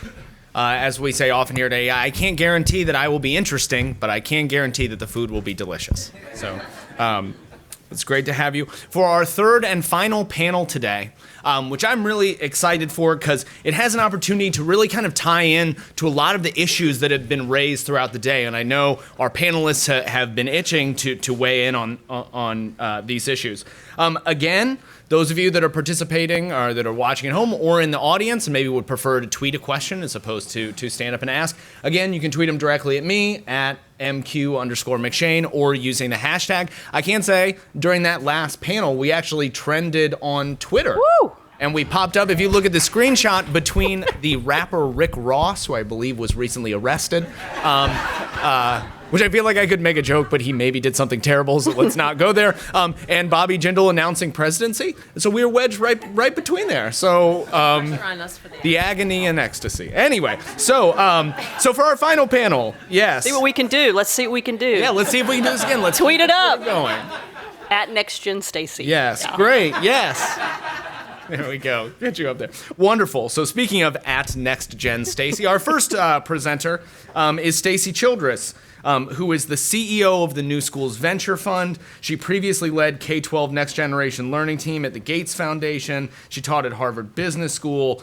Just a really outstanding person to give us a big picture perspective, both of where educational entrepreneurship has been in the last 10 or 15 years and where she sees that it is going. So without further ado, please take it away. Great. Thank you, Mike. It's good to be here. And so these guys, Mike and Rick, asked me to write a paper that kind of looked back at education entrepreneurship so far, as they said, and where it might be going next. And as I started to look through the 25-year or so history, so since, say, around the start of TFA and the passing of the first charter law in Minneapolis, which happened within a couple of years of each other from 89 to 91, one of the things I noticed in looking at the entire path was that things really started to heat up around the year 2000. So that really created the anchor for the paper. So it's really a 15-year retrospective, tiny little narrow frame for the paper, 15-year retrospective education entrepreneurship, and then a little bit of kind of in the context of that, where might we head next? What might entrepreneurs focus on next? So that's what I tried to do in the paper. And basically, the way you'll see this play out is entrepreneurs are doing some things, but there are conditions within each of these time frames and also in particular areas of education entrepreneurship that seem to be creating incentives, both positive and negative, that are giving entrepreneurs some choices to make. And so a lot of what we heard, particularly on the first panel about headwinds and tailwinds, you'll see show up. So I'm just going to try to do a really quick run through of the highlights of the paper, hoping you'll want to read it for yourself. Oh, my title slide's pretty, so I want you to see it. It's nice, right? So just start with a working definition of entrepreneurs. My board chair at New Schools Venture Fund was a founding board chair. He's also a legendary venture capitalist. John Doerr from Kleiner Perkins just has this saying that he has said for like 20 years, that entrepreneurs are people who do more than anyone thought possible with less than anyone thought possible. And so kind of a totem for him. But the real idea there is this is really about a person. It's a person who does something distinctive. So he's a very people-centric view of entrepreneurship. One of my mentors at Harvard Business School, when I was on the faculty there, a man named Howard Stevenson, his scholarship is all focused on entrepreneurship, helped found the field of scholarship on entrepreneurship 30 years ago, has more of an activity view of entrepreneurship. It's about what people do versus a particular kind of person or a kind of organization. So the pursuit of opportunity without regard for the resources you currently control. So in contrast to administrative behavior, which is what resources do I have and what can I do with them to get something done, entrepreneurship is the opposite. What do I want to accomplish and how can I mobilize resources along the way to get it done and not be stuck or stalled by the fact that I don't already have everything I need in terms of money, support, et cetera. And then Kim Smith, who was the founder of New Schools Venture Fund, wrote a similar kind of paper about a decade ago, framing education entrepreneurship. So it was real fun to be able to write this next version a decade later. Really talks about entrepreneurs as working outside the system, but trying to affect education entrepreneurs, working outside the system, but trying to affect what goes on inside of it. So rather than trying to build a separate system that's private and eventually tears down the public system, in her mind at least, and I would tend to agree, the crop of, from a fact base, the crop of entrepreneurs who have been working for the last 15 years in particular on education entrepreneurship have by and large, not 100%, but the vast majority have been working outside the system, largely in nonprofits, some in for-profits, but their aim is actually to make the system itself better. Which is kind of a unique feature of education entrepreneurs relative to some other kinds of social entrepreneurs. They are risk bearers. I say that different from risk takers, and so risk takers can seem injudicious. Just doing random things and taking risks, I think extreme sports or bungee jumping or something. But these folks, they're actually risk bearers. They're willing to bear risk for a period of time in order to create something new. And they also are rule breakers. And so they don't see the given set of arrangements as something that they have to hold fast to. So just some characteristics of entrepreneurs. In education, they come from many backgrounds, and yet some really interesting features, a critical mass, someone mentioned this earlier, come out of TFA. Rick Hess and Monica Higgins, who's here, did a study a few years ago that showed that of the founders of the 49 top, if you take TFA out, so it was 50 top, if you take TFA out, the other 49 top education entrepreneurship organizations, 15% of them had founders that had come from TFA. Doesn't sound like that many until you realize every other large organization that contributed founders, their largest percent share was 4%. So big organizations like the US DOE and New York City Department of Education and McKinsey contribute about 4% of founders to these top 49 organizations. And TFA as Rick and Monica said, were really punching above their weight. So there's a real influx of human capital, largely coming from TFA. So what have they been up to? So this is, again, a 15-year stretch. They've been up to creating new schools. We've talked a lot about that already today, largely charter schools, both nonprofit and for-profit. They've been creating tools and helping with the human capital issues or the people problems of education. And this really did start to accelerate around the year 2000. So you'll see some things here. The bipartisan nature of some of the policy agreements, No Child Left Behind is a clear example of this, that created a lot of opportunity for entrepreneurs, some constraints, but more on balance, a lot of opportunity. Pioneers beginning to show the way on scale. So you had TFA and KIP and a couple of others who had shown that you could create one of these entrepreneurial nonprofits and really begin to grow it beyond maybe what your original aspirations are. So there were enough proof points around the year 2000, 2001 that combined with some of these policy factors really had entrepreneurs beginning to start new organizations with the end in mind being scale. The earlier entrepreneurs kind of found their way to scale, but around the year 2000, 2001, many entrepreneurs aspire. Public schools started to be a charter network, not just a charter school, and there's some other examples like that. Certainly the tech companies like Wireless Generation, SchoolNet, that founded around this time were aiming to serve lots and lots and lots of kids, lots of schools. New philanthropic dollars from entrepreneur-friendly donors. And so if you look at the data between 99 and 2001, about $600 million in new capital from the philanthropic sector showed up and largely started flowing to education entrepreneurs versus into the existing system. And in the paper, you'll kind of see a list of who those were and why that was significant. General rise in social entrepreneurship was a really important piece of this. Students in my graduate courses back then, increasing percentages of them every year were looking for careers outside of the privates. I was at Harvard Business School, and a significant number of our students every year were looking for ways to spend their career outside of private industry. And this really took off in education at the time of Katrina. That really kind of woke up a new generation of education entrepreneurs. And then, as I mentioned earlier, the TFA. So if you can go through the schools, tools, and people segments and see a similar framing, like what was going on in the school space, what were the policy and other kinds of exogenous factors that were creating opportunities or holding up entrepreneurs, and then start to kind of see a connect the dots pattern in each of these spaces. In schools, again, the coalition of both operators and funders and policy that came together to say it's actually possible to scale quickly, and then money starting to flow, as Matt Candler was pointing out earlier, to organizations scaling what they already knew how to do, really ramped up in the early 2000s. And you see a doubling of charter school size, nonprofit charter school size doubled three times between the year 2000 and 2015. So it's just really rapid growth, and just a lot of reasons for that. There were some consequences to it, though.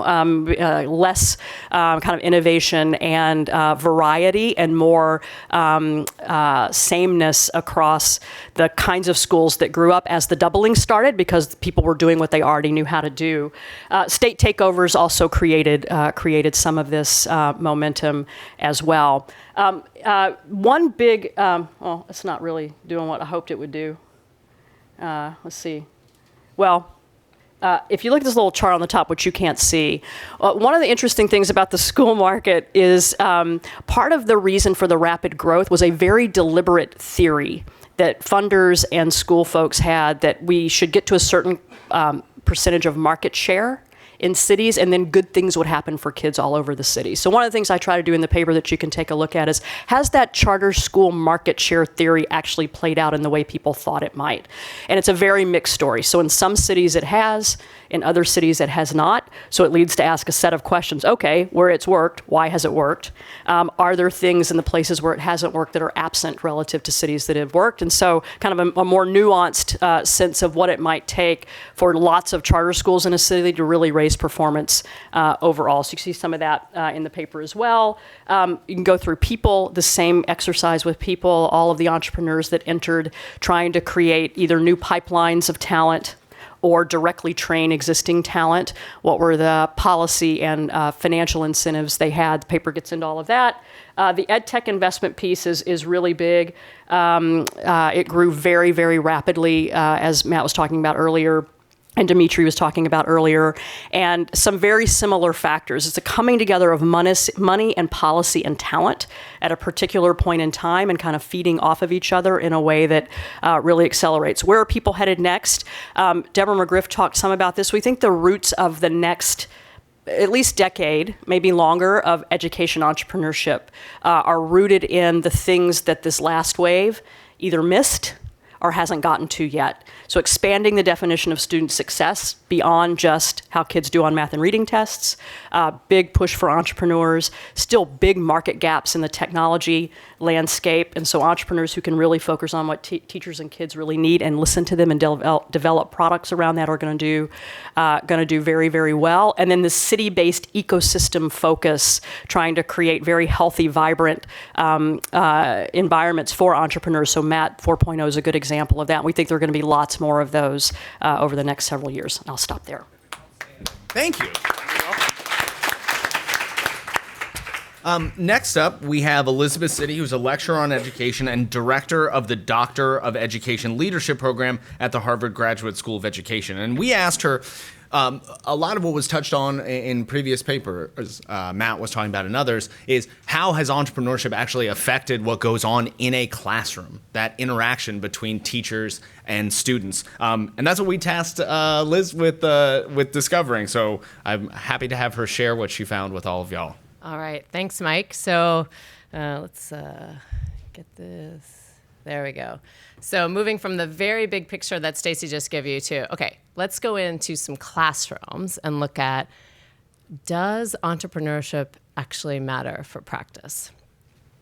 So here's some kids. I thought it was probably by this time in the afternoon, time to bring some kids into the classroom, into our classroom here together. These are real kids from Durham, North Carolina. They were 7th graders in that picture at a little charter public school I helped start and was a co-principal of in Durham. They are now in their late 20s and early 30s, but they are always 7th graders in my head, of course. So when I think about a question like this, I start with kids I worked with as my starting place. And then I go to kids I don't know, but I'm visiting their schools. And so I kept this question in my head as I visited lots of schools this spring. And my conclusion, the punchline is not much.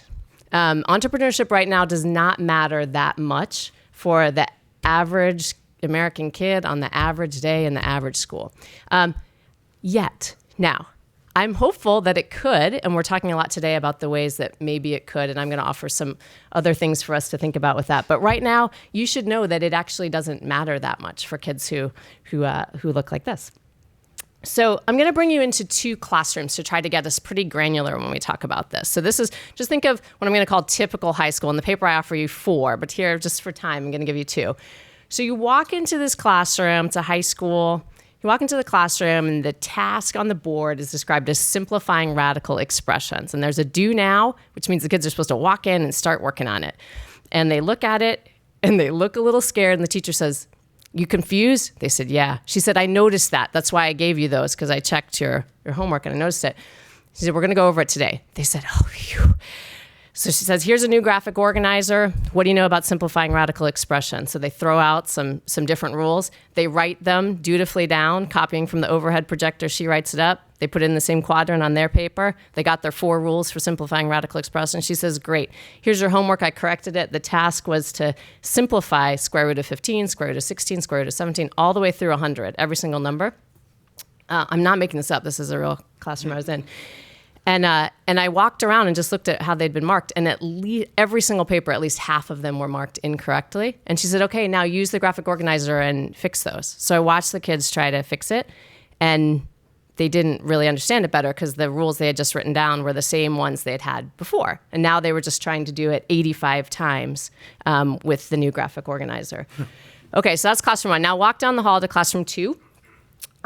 This one I got pretty excited. I walk in, every kid is sitting at a computer. They're all using Khan Academy. They just transitioned from whole group instruction. The teacher said, "I just took a picture of the notes from the board. It's downloaded. You can just look at it for reference while you're doing it. You know, you've got your Khan Academy. Each of them has a different part that they're working on. The basic task is solving quadratic functions by graphing." He says, "You know you're going to be successful by the end of class when you can graph that equation there." So they each have equations they're working on. The teacher's walking around with a couple of them, and the kids are like trying to help each other. They're a little bit stuck. They're like moving the mouse. They're moving points around. They're looking at the hints on Khan Academy. They all have different problems, so they can't really help each other that well because it's so personalized, and now they're working on different things, so they can't actually help each other that well. And when I was there for 20 minutes, I looked at 9 different students. All of them were only working on one problem. They had 4 more to do while I was in there. Only half of them had any way of doing it right, and they were waiting for the teacher to come help them. Whatever they had access to in Khan Academy wasn't enough for them, and they had 20 more of those to do for homework. Okay, so that's really typical. Now, for me, when we're talking about like where are pain points and our problems, this is a pain point. This is modal math instruction in the United States. It has been that way for more than 20 years, actually a long, long time. Well documented, and it's also well documented what kind of both performance is that producing, very middle of the road international performance. What are our kids really good at? The things we ask them to do, applying procedures over and over again. If they know how to do it well, they will do it well 85 times for you. If they don't know how to do it well, they will do it wrong for you 45 times out of the 80. All right, so that's to me a big problem that we're trying to fix is do kids understand mathematics well enough to be problem solvers in their world?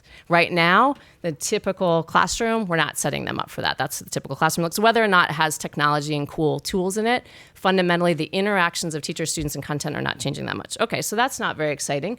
What are we going to do about it? So I want to reintroduce into this room the notion of improvement, because we're going to need both improvement and innovation to take care of this. And Ted Koldery, who's one of the original charter school founders in Minnesota, wrote a paper a few years ago about split screen strategy. He said, you know what? I was all about innovation, and now I see that we actually need improvement and innovation. I think he's right about that. And here's the thing. We actually don't do either of these things very well. So we act like we kind of already know how to do improvement really well, and what we need to do is innovation. But actually, we don't really do either very well because they both require a certain level of discipline.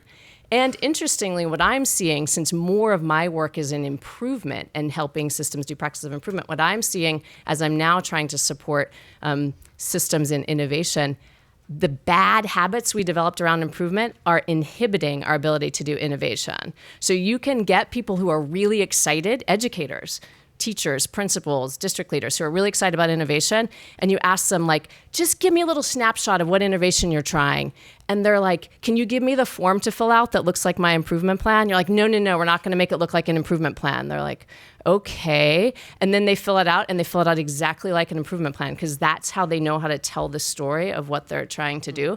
And then they did the innovation assignment like a compliance assignment for improvement, and it turns out that's not the innovation they're trying. They didn't know how to tell the story of that. So it's really interesting to see improvement limiting the way we can talk about innovation. But I do think we need both. Okay, we've also talked about this word equity quite a bit today. Again, I want to put those same kids back up in front of you. I do think there's a really core entrepreneurial equity paradox where the kids we're most interested in serving, the ones who are least well served by the system right now, also have the most to lose if we screw up. So we've had a bunch of ideas about how to address that today, and I just want to add a couple more into the mix. First of all, I agree with the earlier comment that disruptive innovation is not inevitable in education, definitely not. But I think Clay Christensen's idea of the non-users is very helpful for us. So basically, it's a kind of do no harm, where let's serve the kids who are so ill-served by the system right now, like we couldn't possibly do worse by them. We have a lot of kids in that category. We have kids in the juvenile justice system who are, there's an alarming number of kids in the juvenile justice system who are getting basically no education.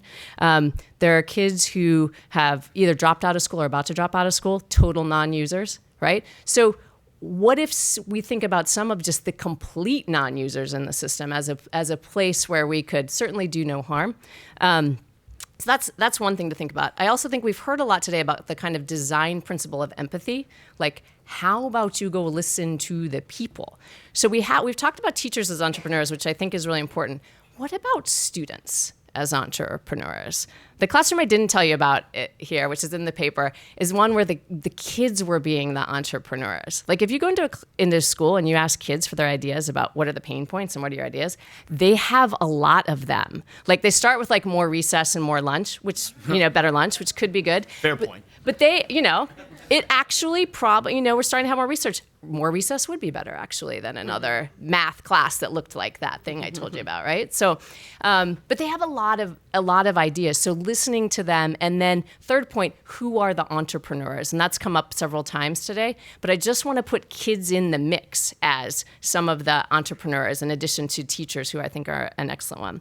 And then the last point, which has come up today in a lot of ways, is I think this all starts to, a big question is like, how long is this going to take? Stacey gave you the 25 to 15 years. An educator who's 40 plus years of experience I was talking with recently, she's like, I'm really optimistic. In the next 5 years, we're going to see really radically different things in a lot of classrooms. I said, really? You're that optimistic? I'm not sure I'm that optimistic. And then I thought, but wait, my daughter, who's the one on the far your left there, she starts school next year. Oh, I hope it's in the next 5 years. Oh, wait, my niece, who is going to attend the Louisville public schools as a multiracial, brown-skinned young woman, she starts in 2 years. And wait, my son and my other niece, who will be going to Louisville public schools, they start in 2019. Can we get this going in the next 5 years? Like, that would be awesome.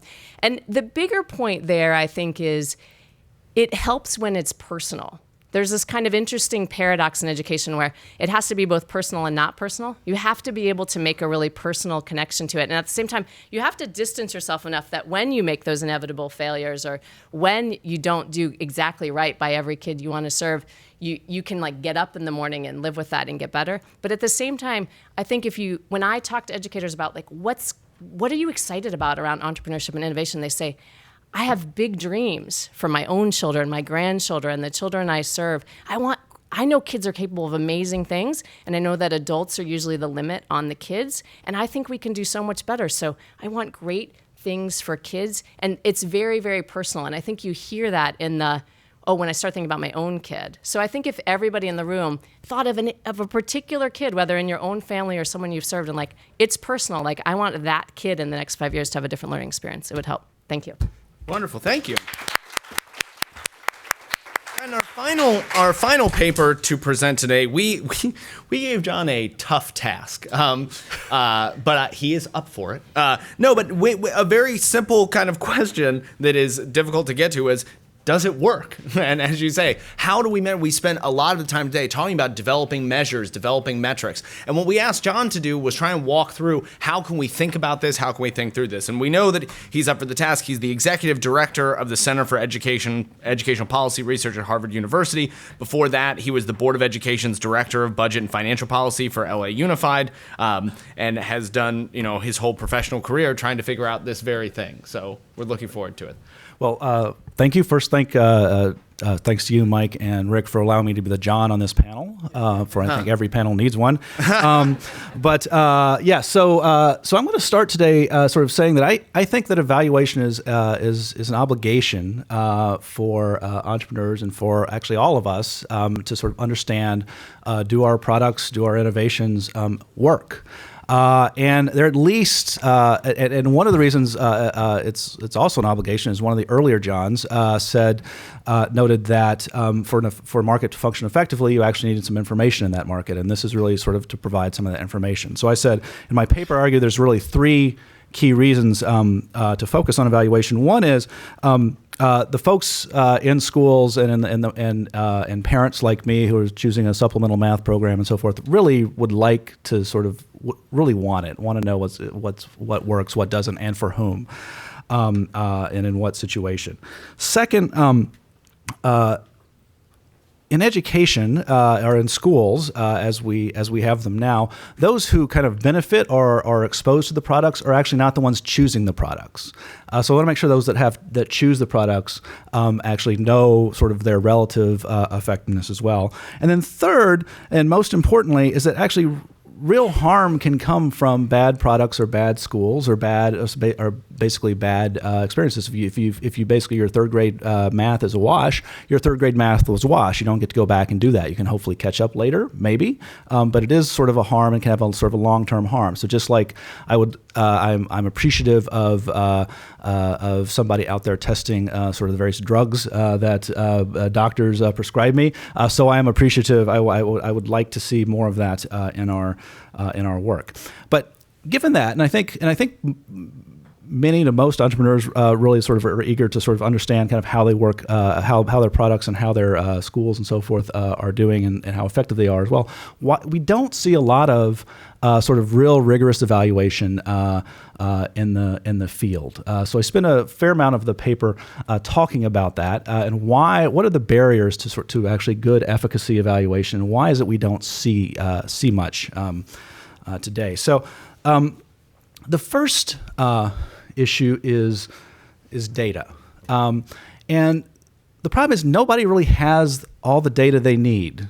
So if you think about a sort of a provider of a blended learning product, well, they have data on what students are doing, how much time they're spending, how fast they're progressing through the product. But they don't really have data on how did that actually improve their math performance in the class that they were taking. They don't have data about did the student graduate. So that's data is all held elsewhere. Likewise, schools they have data about their own students, obviously, but they don't know about. So what about other similarly situated students or sort of students that are similar? So this is another point I think John made earlier about basically, does my school outperform other schools for these particular kids? And so one issue is sort of whenever you do an evaluation, you actually have to bring together these types of data from across these different silos that are quite separate and take a while to bring together. Second major issue, I lost the fade here, but is time.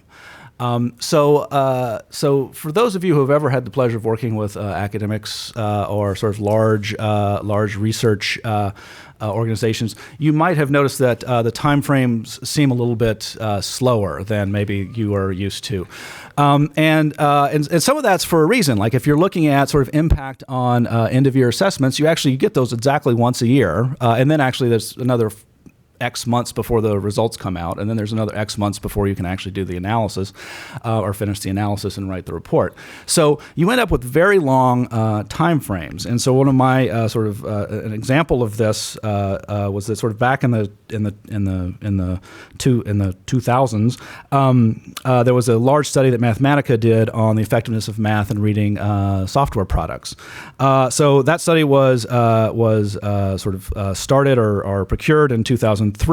The first results came out in 2007, and the final results came out in 2009. So think about what you were doing 6 or 7 years ago, and sort of getting the results back on that now. And you can see there's a little bit of a disconnect between sort of how fast I'm presuming entrepreneurs are wanting to sort of move in terms of developing a product, and how fast sort of that type of result is coming out. It's like today we found out that sort of Palm Pilots were the greatest tool ever for businesses, but just doesn't matter anymore. And along with this particular challenge comes another challenge, which is once again, if you're trying to sort of break into a market and sort of build a product and work with schools or work with districts or start up a new charter school, sort of a lot of the rigorous evaluations take a little bit of money, and so you basically sort of a relatively cheap sort of impact evaluation is probably a couple $100,000 if you get the right people to do it and they're very nice to you. A lot, sort of your typical IES research grant is probably is kind of in the millions. And then if you look at sort of IES's National Center for Education Evaluation, their contracts tend to run about $8 to $15 million. For slightly bigger projects, but and also take again 5 or 6 years. So I mean, unless you've got a couple hundred thousand, or a couple million lying around, this can be a real barrier to moving forward. Now, it's not just that there are a bunch of sort of rapacious academics and contract researchers out there.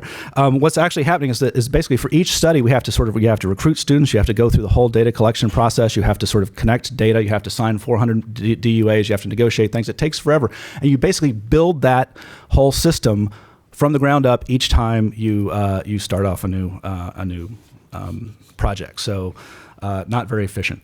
And then the final barrier is, self-interest. So it's not, if you've been sort of if you've gotten sort of lots of investment and been or sort of been building up a school system or have even sort of bought your child and put them through a sort of a math program, you may or may not want to know at the end of the day that it sort of is ineffective or even harmful. And our evidence from the field, and this has been mentioned before too, is that Dimitri talked about sort of venture capital as being sort of systematized failure, and sort of if we look at sort of in the field, there's a lot of basically sort of more than 90% of IES evaluations since IES was founded have found no significant impacts. So that's a pretty high failure rate. I don't think that's a problem. I think that's to be expected. That's true in other fields, and that's true. But we have to sort of understand that. We also have to understand that may sort of put people off. So we've been thinking about sort of how do you develop kind of fast an evaluation infrastructure that would help solve some of these problems. And so I'll just go through that very quickly right now. So the basic idea is we would want is a network of schools, both sort of maybe districts and CMOs, probably within a state, but maybe across states, would sort of work together to sort of work together and basically pool their data. States have longitudinal data systems, that already have a lot of the sort of the data that is needed, and so sort of what you'd want to do is supplement that data with some additional data. So we'd want to get from vendors sort of how is their product being used, and also like what's the progress that students are making. So does progress within a particular vendor's platform actually translate into progress on other measures of academic achievement? Two, to get past this one time a year data collection, use interim assessments that are common across the network. Three, and importantly, really try to sort of work with teachers, work with schools to sort of survey teachers and students and understand how are they experiencing the product. How do they experience the classroom with the product? Does it change? Is it exactly like Liz said, where sort of nothing's really changed except now I look at a computer instead of the overhead, or do we see something more? There's this magic funnel here, which is very important, which is basically once we've got a standard data structure and a standard data and a data warehouse, we can begin to sort of actually routinize a lot of the sort of standard analytics that you do around evaluation. You don't need to basically reinvent and kind of spend another 6 months in Stata or whatever kind of programming this stuff. There's companies in the private sector, and then also some opportunities that are already sort of happening in the education space that allow you to basically automate this so that the members of the network could basically sort of drop in pretty easily. Here are sort of who's taking what, who's getting what software, who's taking what intervention, who's in what after school program, and begin to come up with some at least reasonable estimates of the impact that could be provided back on a much more frequent basis than otherwise. So we can talk more about that in the questions, but I do want to just make a final plea, which is that I was arguing we don't want to we want to get beyond sort of selling snake oil, but we don't want to move towards sort of a new panacea. So that's panacea on the right, if you don't know. What I'd rather see is more of a doctory scientist type approach, in which sort of if you have high blood pressure, a doctor might say change your lifestyle, and that may not work, and then they may say, hey, take lisinopril, but they presumably won't say, smoking will help calm your nerves, because smoking has been shown not to be terribly helpful for this, and that will be it. Well, thank you. All right, and to tie it all together, I'm happy to say my now very recently named colleague here at the American Enterprise Institute, resident fellow, Gerard Robinson. Again, a difficult task to tie all these papers together, but definitely up for it. For those of you who don't know Gerard, he did just recently join us here at the American Enterprise Institute. Before that, he served as the Commissioner for Education for the state of Florida, as well as the Secretary of Education for the Commonwealth of Virginia, was president of the Black Alliance for Educational Options, has a long career in the education system. So happy to hear your thoughts. Well, glad to be on board. And one of the great things about being a discussant is you can have all the time you want within 10 minutes to talk about the idea, but never have to write a paper. But start July 13th, we know that will change. First of all, I had an opportunity to read 3 very well-written papers that really talk about trends in entrepreneurship. And what's interesting is that each one took the trend from a theme. So I'll start with Stacy, and her theme was the role of capital in trends, and particularly not just financial capital, but also human capital. And for those of you in the room who are students of public policy, I think taking a look at her 4-prong accelerant, looking at bipartisanship, is tremendously important, because the sea change that you see right now in education would have been impossible without a change in the makeup of state legislatures, whether it was D's and R's, whether it was D's who said, I'm going to stay a D, but I want to support school reform. That was a monumental shift, and we often do not see that kind of analysis when we look at reform. So I would call accelerant number 1 was important. Number 2 is pioneers. She was very clear to call them pioneers because before you often become an entrepreneur, someone's got to plow the land. I think it's Mike who says plow on to move ahead. And so talking about pioneers was very important. And where they came from and kind of their educational makeup is important. We want to encourage a lot of people today to actually come into the space of entrepreneurship and taking a look 15 years ago on, what did they do? What was the market like then? I think it's going to be very helpful. Third, she talked about the rise in new capital, and that's absolutely important. While state budgets in some states have actually risen in terms of per pupil funding, other states they've stayed static or they've gone the other direction. There's been a healthy flow of outside money coming in from entrepreneurs, many of them in the for-profit sector who have children or otherwise said, you know what? I want to make a difference, and so I think that's important. Her last accelerant, which I think was really important, is the role of social mission. It was called something different, but I look at it as a social mission. She mentioned the role that 9/11 played, encouraging her and a generation of others to say, you know what, I want to take my skill set and work in the nonprofit sector or even in the for-profit sector, but with a mission-driven approach. And so you often don't see that mission-driven. So for her paper, the great takeaway for me was a four-prong accelerant and what that meant for entrepreneurship as related to capital. Second was Stacy, and she talked about, not Stacy, it was actually Elizabeth. Elizabeth talked about the importance of human beings. I mean, think about it. We'll say human being, and we say that's actually a subject, when in fact it's humans being. It's the human and the action being the being. And if we're talking about entrepreneurship, she was very clear that we have to look at people inside of classroom buildings. I was in Tallahassee. I was in Richmond, far away from the classroom. At the end of the day, no matter what regulation I supported or what law I supported, and they were all good for the record, once the door is closed or if you're in a virtual learning lab, once it's closed, ultimately the teachers are driving this.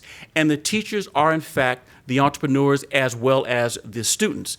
She brought in, I was at 4 different scenarios, classroom, school A, B, C, and D.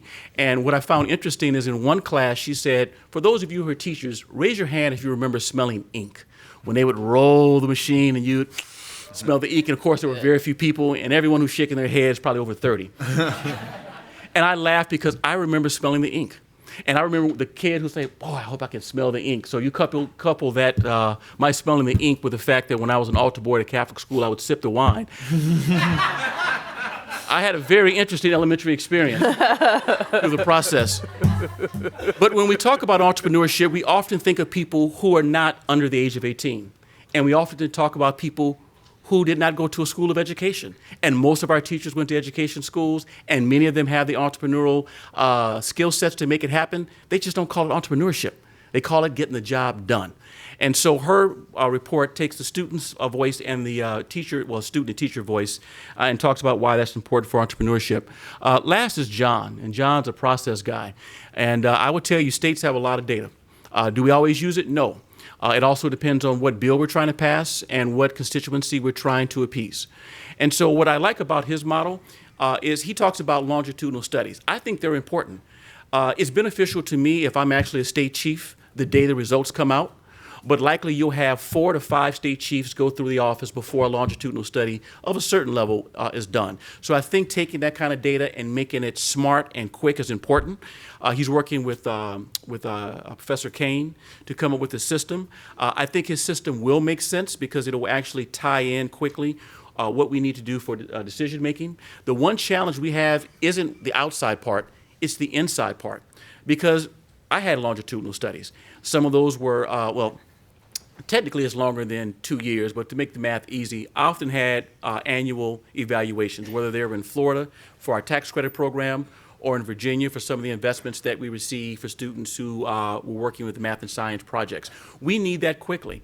I would like to take what John is proposing and somehow link that to what state departments of education do to make decisions. But it's going to be tough because I've got priorities that don't fall into your timeline. I've got political obligations to the state because I have budgetary responsibilities which come along with reports. And oftentimes when I see a vendor from the process side of the fence, they're trying to sell me something. Here's an opportunity for us to come together as entrepreneurs and talk about ideas. And so, between process, the human story, and the capital story. I think these three chapters are very good. My takeaways in terms of recommendations are this. When I read Stacy's chapter, what made me think like, aha, maybe one thing we can invest in is an edupreneur in residence. This is actually a classroom teacher who can either spend a summer working at one of the new school sites across the country, not so much to come out with the end product or an app, as much as to spend time that summer learning about the process of thinking like an entrepreneur. Or taking a teacher of the year in Florida, we had a teacher of the year, same in Virginia, same as you have here in DC, and maybe having him or her go to one of your, I think, 3 corporate headquarters and spend a year there. End goal isn't a product. It's a process of learning how to think. So doing that strictly for classroom entrepreneurship, I think, will be helpful, and I'll get to Elizabeth's point as well about entrepreneurship for kids.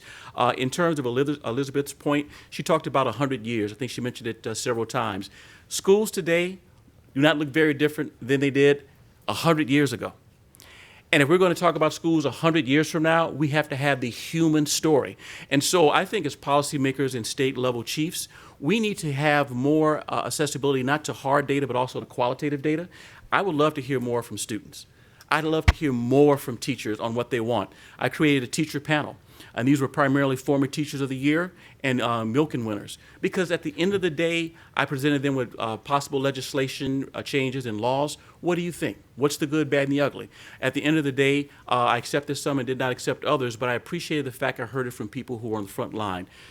John's process is important. I think it would be great for academics and those who work with data to create an annual report card of what data tell us about research as it relates to entrepreneurship, efficiency, and vendors. Maybe 2 or 3 pages just so I can have it. Reading your report, I was like, wow, that's not a lot of efficiency. I think there could be a difference on how we define efficiency, because I think there's a great deal, but having a report card would be helpful. And then lastly, also making a visit. When the SAT leadership and the ACT leadership every year produce their results, trust me, they travel to Richmond and they travel to Tallahassee. And we spent a few hours together walking through the numbers so that I would have what I needed to talk to my governor, to my board, to the legislature. It would be great to have a process where you give them that information and I can speak to superintendents because they have to do it. So with that, I enjoyed reading the chapters and look forward to a healthy conversation. Awesome, thank you. Great, so as usual, I'm gonna ask a couple of questions and then we'll turn it over again. Those of you following along online or in the room, feel free to continue tweeting. I can scroll through and see them. So I want to start by asking the same question to each of the panelists, but kind of answering from the perspective of what you did. And Stacy, you mentioned this at the beginning, and I want to sort of make it explicit, bring back to what John said of a headwind and a tailwind. So Stacy, from what you wrote, from the kind of macro view of this, Liz, when we talk about the actual classroom entrepreneurship, John, from evaluation, Gerard, maybe we'll bookend with the kind of big picture. So maybe identify one headwind and one tailwind. Mm-hmm. Yeah, I think a headwind for entrepreneurs right now, both in the schools and tools arena in particular, is a little complicated. The kind of public narrative that has kind of evolved around education reform and education entrepreneurship being, corporatizing and privatizing and all of that. I think the consequences of it have pushed entrepreneurs to tie themselves in knots to say how much they love teachers, and it's happened all day today. And look, I love teachers. I was a teacher. Right? We do it, right? I have for the record, I have 2 sisters who are teachers. Following along. I love teachers, following along home. And I worry. What I worry about that is so there's some positive things about that. I wouldn't call it a tailwind, but there are some positives, which are maybe from a user-centered design perspective, start paying more attention to teachers as the users of these things who have incredible knowledge and wisdom that can be brought to bear on redesigned schools or tools. But it also means we're taking something very important as a constraint, which is the current way teaching happens, because often when we say we're honoring teachers, we say because they're always going to deliver the instruction. We're just talking about innovations that will help them do it better. I mean, that puts a massive constraint on the question of innovation. So I worry that we're in this phase because of some PR and policy mistakes of the last 5 or 7 years, where now everyone's throat clearing has to be about how much they love teachers and aren't trying to do anything that would have a teacher do anything different ever. Just we're going to do all this other great stuff too. I think it's a real. I think it's a headwind. Tailwind. I think actually what's starting to happen on the ground in communities that it's a kind of a positive result of people's dissatisfaction with the testing regimes in many states. And so while my own point of view about this is, look, it's still important to have good information about whether kids are doing really basic things like learning how to read and write and do math. It's good to have that information, both as a general policy and taxpayer sense, but also from an equity standpoint. It's good to have that information, but it's surely not the only reason we want kids in school and not the sum total of great experience we want kids to have. And so this idea of expanding our definition, expanding our vision of what it means for kids and their families and communities to be successful, and taking that as a design challenge when we think about creating new schools and new tools. I just see more and more of that every day in our work, just interesting ways people are starting to take that on. Totally. Liz. I think I think another danger with your headwind is that it means we're focusing on teachers and not the kids and not on learning. It's a radical shift, actually, to shift from paying attention to teaching to paying attention to learning. So I just wanted to throw that out there.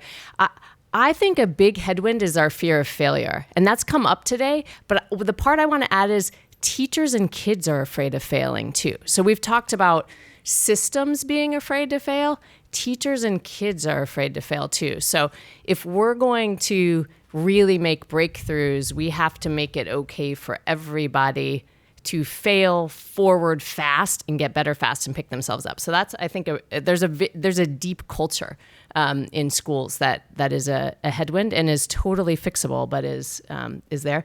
And then the tailwind, I agreed with Ashley about the Common Core being a huge tailwind, actually. And I say that out loud because we're at a kind of a critical pivot point here of whether we're just going to throw out the Common Core, I think, and just let it sort of fade away and say, we got Common Core aligned curriculum, but I go into classrooms and honestly, people have reduced the level of the task as enacted to the worksheets that I was telling you about before, essentially, even though you see Common Core aligned tasks sitting on the desk. So I think it is an opportunity and a tailwind. And I'm going to just reinforce Ashley saying that because I think we all in this room and others can actually reinforce that or just let it slip away as a missed opportunity. I'll start with tailwind. I agree actually with the Common Core and with the idea. Also, I think if they continue, I even think the assessments will be useful because now you can, for the first time, really compare across states and sort of understand kind of outcomes that way. But let me talk about another tailwind, which is I think right now in the market, sort of in schools and in sort of in district offices and in CMOs, there's like we're getting all this stuff is coming at us and we don't have any evidence about it. So there is a desire to sort of know and to sort of figure out what works because I don't mean to be blunt here, but they don't trust the vendors. So that's a tailwind for helping us helping this type of culture emerge. But the headwind is the sort of the culture that exists. So there's not a sort of a routine like we want to find out whether or not something works and sort of like use and expand those that do, or figure out and either change how we use or don't use those that don't, and sort of figure out the right sort of matches between students and products and students and experiences. And one of the things that's sort of that's going to be tough, and it's partly because of the lack of regularity of this type of work is sort of getting beyond what's called in sort of organizational theory, the symbolic use of research, which is basically studies say this is good or so I picked this based on research. Usually that just sort of, you found the research that sort of agrees with what you wanted to do anyway. You had already made up your mind what you wanted to do, and so there's no real sort of it's not actually being used or thought about. And so one of the things that sort of this proposal we have in the paper. suggests or sort of will look at is if you're testing things across multiple schools and across multiple districts and sites, some places it's going to work and some places it's going to not work, and with some usage patterns it will work and with some usage patterns it won't, and it'll actually complicate sort of whether something just works or doesn't, and so that's going to be that's a shift in how schools and districts will need to think. So nomenclature matters a lot in education. And so depending on where you sit and what direction you decide to fly will determine where you think it's a headwind or not. So for example, let's take entrepreneur. Is entrepreneur a person? And if it's a person, then it's likely someone under the age of 40, likely someone who's a college graduate, and likely someone who is really tied into a social network of people who breathe, eat, and think the way they do. If you think entrepreneur is a mindset, then it's ageless. And so actually a student can be an entrepreneur as well as someone else. Number two, it's not credential driven. The majority of Americans are not college graduates. And they're actually people who have certificates and licensure who could do great things, but we often don't refer to them as such because we think of a person, not a mindset. And lastly, if we look at it as a mindset, there's more egalitarian. So for me, it depends on where you sit. I'd say disruption is also has got some similar legs. You know, if you're a disruptor in our space, you're visited by a venture capitalist. If you're a student at the school we're trying to disrupt, you're visited by the detention officer. But we say we want everyone to be a disruptor. And I would say the same thing happens with the term parent trigger. There should be no place in American education lexicon where trigger is an appropriate term to define public policy. Because whose finger's on the trigger? Who do we have in the crosshairs, and more importantly, who's at the end of the barrel? I get what we're trying to say, but we as elites are sending mixed signals to children, particularly those who are trying to help. So for me, nomenclature matters, and I think that could be a headwind or a tailwind. Absolutely awesome. Thank you. Now I have a couple kind of individual questions for folks. So John, I want to tie back to something that Matt Candler. I don't see a headband somewhere. He may still be here. It drives back there. Oh, right on. Love that headband. Something that he brought up that I thought was fascinating as a person who used to be a teacher. How does the sort of system that you imagine not become Big Brother for teachers? How does it become something that teachers see value in and want to participate in, and not just see it as some way for someone to walk into their classroom and say, hey, you're doing something wrong today? Right. So I think a lot of it's in how's it set up, how's it used. And also what are some of the sort of the other parts of the system that are not that we hope would emerge over time. So one is using this for sort of evaluation of products and what's working. It's not sort of like you're not using it right. We're trying to figure out sort of what are the usage patterns and which of those work, because we don't really necessarily know what the right. I mean, sort of if it's a new product or if it's the vendor will tell you what they think works, but they don't necessarily know.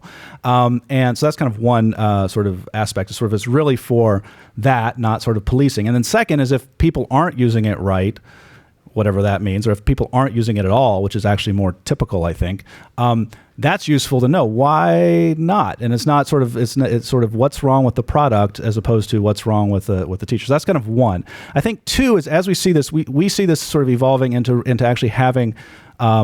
Sort of once we can have the infrastructure up, we want to have teacher networks that are sort of working with each other to sort of use and problem solve and brainstorm sort of implementation and innovation. And sort of in the idea, sort of once people find what works, sort of being able to sort of once again transmit, well, this worked here. Can it work in other, sort of to the rest of the network? So can they see other ways that it does? But it's not really intended to be a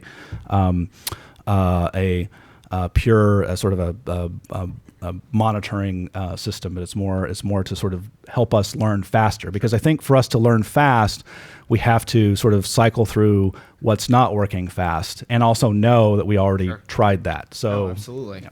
Absolutely. And so, Liz, I wanted to bring up something that Gerard brought up earlier, which I thought, your perspective of actually looking into classrooms. One of the sort of enduring things, as people who've been teachers or, were in classrooms, is that once they're the best laid plans, but once that door closes, right? And I think it's true when you talk about teachers or really about students. Same thing, you're not supposed to chew gum. Door closes. Anybody see me chewing gum? Or I'm chewing gum. So how do we drive, if entrepreneurship is something that we value, in that that system where we don't necessarily monitor the person, where we don't whatever, to get that kind of bottom up, or once the door closes, the people want to take advantage of this type of stuff?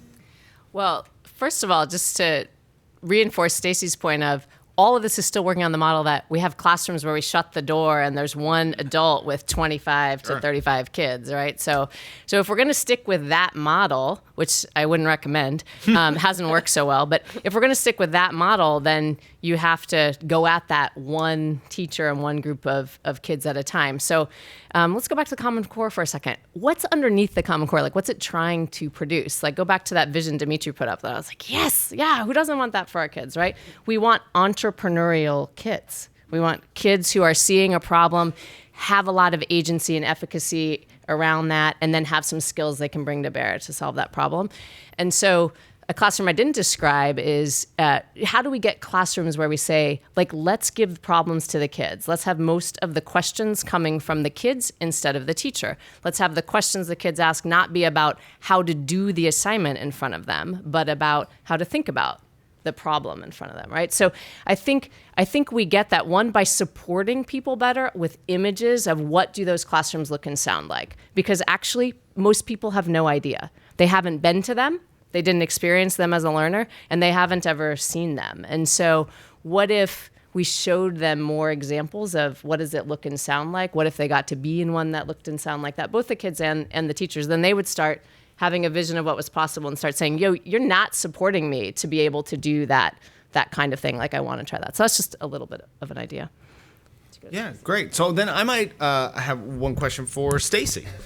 Something to respond again to something that earlier panelists said. It's actually probably Matt Candler. So clearly you can tell I'm a Matt Candler fan here. Evidently. You got thinking- Candler on the I gotta brain. bring headbands next time. Yeah, bring headbands. The swag wins over every time. Okay. But this idea of thinking small. So you're in charge of a very large organization that's made substantial investments in large CMOs and EMOs.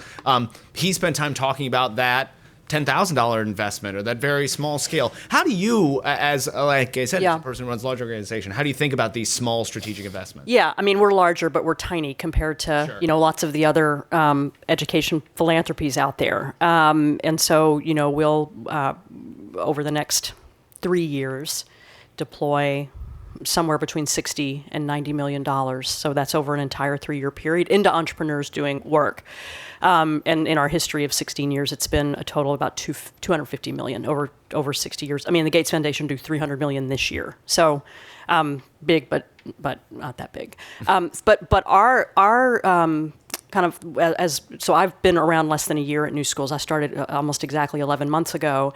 And one of the things we took a look at is what have we been doing over the last several years and what might we do in the future, given what's going on right now in terms of entrepreneurship.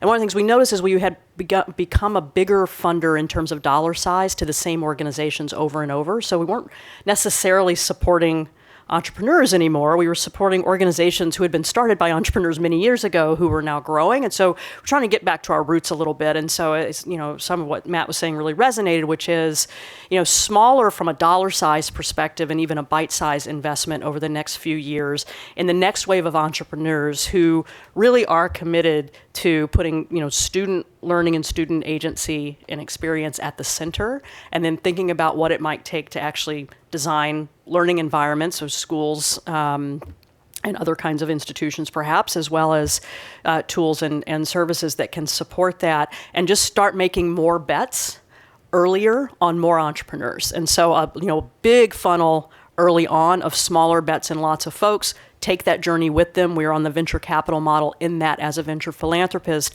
our success is tied to their success. And so really putting into play everything we know about how to support innovation and entrepreneurs to help them, take as many steps as they can down the road.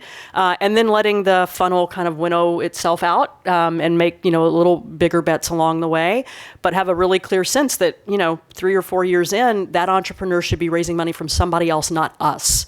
So that allows us to continue to deploy our resources every year in smaller bets and more entrepreneurs that are kind of closer to the ground on what's actually needed in their communities and what they might launch that's more responsive to the communities that they're in. So we're super excited about it.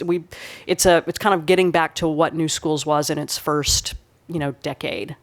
versus its last decade. Yeah. Great, thank you. So I think we're going to go ahead and turn it over to the audience now. Again, those of you that are following along at home, you can use the hashtag or tweet me questions. I see a lot of hands shoot up. Max, if we could go back there. And again, ground rules, identify yourself, ask a question. Josh Starr, PDK International, recovering superintendent. So Liz, I appreciate the focus on the classroom, but there's some Gallup data that shows that of all the professions surveyed, teachers report that their opinion matters the least at work, right? So of everybody surveyed, teachers report that of all the other professions, their opinion matters the least. So there's this whole, you can focus on entrepreneurialism at the classroom level, but there's this whole ecosystem that exists, where people sitting at the board level, superintendent level, curriculum level, et cetera, principal, supervisor to principal, make decisions about what can happen. So talk a little bit, I'd love to hear from all of you a little bit, and even state superintendents as well, right, about how that impacts it and what we need to do to change it.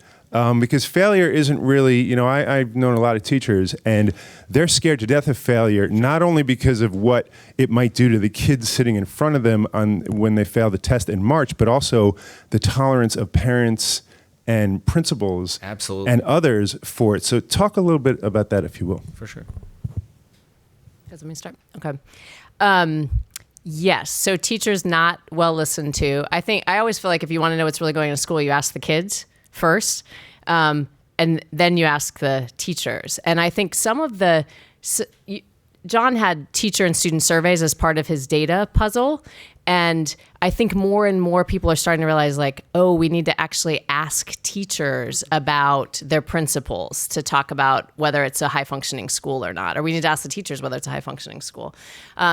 And I think places like Panorama Education that are now designing much more nimble tools around how do you actually ask teachers with some frequency of data, again, not just the once-a-year climate survey, and now it's the Chicago Consortium survey that the principals don't use because they're afraid of what'll happen if they publish all those kinds of things. Like, what if we had lower stakes, more frequent ways of asking? And then, again, on this improvement idea, let's just pick one thing we want to make better that teachers said wasn't really working for them, and then let's ask them in 3 or 4 weeks whether it's any better yet. And then let's ask them again 3 or 4 weeks later. And then also let's have them be part of designing the solution to the problem instead of it being kicked up. So those are just some really basic principles in entrepreneurialism that we do not see in most schools at all. So there's a couple concrete ideas. So in terms of sort of our kind of data and evaluation network, I think one of the things that we've been thinking about and would like to do, of course, this is, once again, everything has to be built and it doesn't fully exist yet, but as you see high-performing are sort of teachers that are getting outsized gains with particular are better, far better results than others with a particular intervention or product, actually sort of give once again, using these teacher networks, give them video cameras or give them sort of the ability to sort of look into sort of take the pictures or take video of what they're doing and allow sort of have the network sort of figure out, is there anything that's happening different, but sort of actually sort of that's the figuring out how to use and how to best leverage and figure out what's working, what's not, I think has to come from, at least in part, from the teacher. So the implementation side and sort of what works there has to come from the teacher, and the impact, the sort of final impact will be kind of the bigger data store. But that's my answer for that. Anybody else wants in? Okay, great. Next question, John. I was going to say something. Oh, here, Gerard's going to jump in, and John, if you can. So I agree that it actually matters, which is why I put together a cabinet to look at it. Whenever I had major policy changes, I made sure we had at least one, oftentimes at least 2 teachers were on our commission. But let's be very clear what the Gallup poll looked at. They're talking about individual teachers, which is different than talking about teacher unions, which in fact have a very strong voice when you look at the fact that between 1990 and 2014, NEA and FAT combined spent over $120 million lobbying the people not too far away from here. That's a voice. So when we talk teacher, let's make sure we differentiate union versus classroom teachers. Yes, classroom teachers need a stronger voice, but I also think they need to make that case to their union, not just us as well. All right, now I'll hand it over to It's John Katzman again. from earlier. Katzman. So I've heard a bunch of you speak of the Common Core as tailwind, And in light of an earlier comment that most innovation fails, it's 5 or 10 years from now, the U.S. has slipped in international rankings, or it certainly hasn't gone up, let's say. Are you guys willing to say, yeah, Common Core was an error? We just spent billions and millions of dollars and wasted a decade on a dry hole? Or are you simply going to say that we did it wrong? It's a good question, Mr. Katzman. Thank you for asking. So I'm going to say something else first, and then I will answer your question. So I think I didn't say Common Core is a tailwind. In the paper, I say it's a mixed bag. It has created some opportunities for entrepreneurs for sure to create in this window to create products that are Common Core aligned, and people are buying things at about the same time. So it absolutely did create some dynamics in the market that created opportunities for entrepreneurs. It also creates headwinds, I think is the other thing, right? It also creates headwinds. It's hard to keep those It straight. is. It creates bad things too, because it has raised the stakes because it has become such a battle, and now it's this massive thing across many places. And so it's raised the stakes in a way that in some instances is exacerbating the worst practices or worst constraints already in the system, like the procurement issues and other. Because the stakes have gone up a lot. Because now I'm going to buy this stuff that's going to help me meet these new standards that are such a political lightning rod that as a purchaser, especially if I'm at the state level, but also at the big district level, I'm actually not buying things from entrepreneurs. I'm buying things from big incumbents who can swap out the sticker on their book or put their thing into tablet form and kind of ease the worries of people around me that these big new purchases we're having to make to meet these big new standards are by brands we recognize. And so, in Los Angeles, with the Daisy thing that we were talking about earlier, like there are a lot of aspects of that story that just don't really get told in all of the press accounts that make it much more depressing from an entrepreneur's standpoint. That really, like a big tablet purchase plus Pearson, plus whatever the third thing was, through a bond to buy, that's actually, to me, more depressing in terms of dynamics for entrepreneurs, just the way the deal came together and then was destined to fall apart because it was, under its own weight. So I actually don't think Common Core is hands down all opportunity. I think it has both opportunities and challenges. Look, on Common Core, in general, I think people have said this before today. It's in markets that work well, there are clear standards for performance that are well known and trusted and valid across the entire market, not different standards in little parts of the market, because then it's not a whole market, it's different markets. And so that idea, which is not the main reason Common Core was designed and advocated for, wasn't to create some market for products. I mean, that's part of the story now, and it certainly does have that effect. Whether or not, so I don't think common standards and clear information about them across an entire market is a bad feature of a market. I think that's a good feature of a market. The particular standards themselves and the approach and the political backlash, and do we continue to fight for the next 5 years, and then when we get data back 3 years after that, not see what we want and say it was a big waste of probably more than a decade, right? And certainly billions. I think that's a possibility. It's a possibility. It's a probability right now. I mean, like, you can just see that train wreck headed down the road because, like I said, you go into classrooms where teachers are actually trying really hard to implement the Common Core standards, and it doesn't look any different than the classrooms I painted for you up there. So we're totally headed that way because the accountability pressure is way higher than the support level for teachers. You can just see that train wreck coming down the road. That said, I would in 10 years, if it just keeps heading down the road the same direction, I would say, yeah, the problem was we could have called that 10 years ago. It was the standards weren't the problem. The problem was everything around the standards, and also that we tried to implement them into our 100-year-old model. We didn't use them in a different way to free things up. So I agree it's a more complicated picture, but I think we tend to say it's this or it's that, and that's really problematic. And part of what I appreciate about John's paper is he was like, it's always going to be kind of mixed, and we have to get a lot more nuanced about saying, it worked here because of this, and under these conditions. Yeah, I would also say, John, I tend to believe that if the original forecasts about how Common Core would actually roll out over time, which literally by now, 5 years in, had a forecast of like 14 or 15 states would have adopted them and been starting to figure out how to implement them. Like the original, as the content substance of the standards were being designed, kind of the implementation, adoption kind of theory was pretty modest because, conservatives don't like national and liberals don't like standards, and this was going to be really hard, but you had a set of governors that were willing to, and it was going to take some time, and this would play out pretty slowly, and that over time you'd get to more places having common standards than not.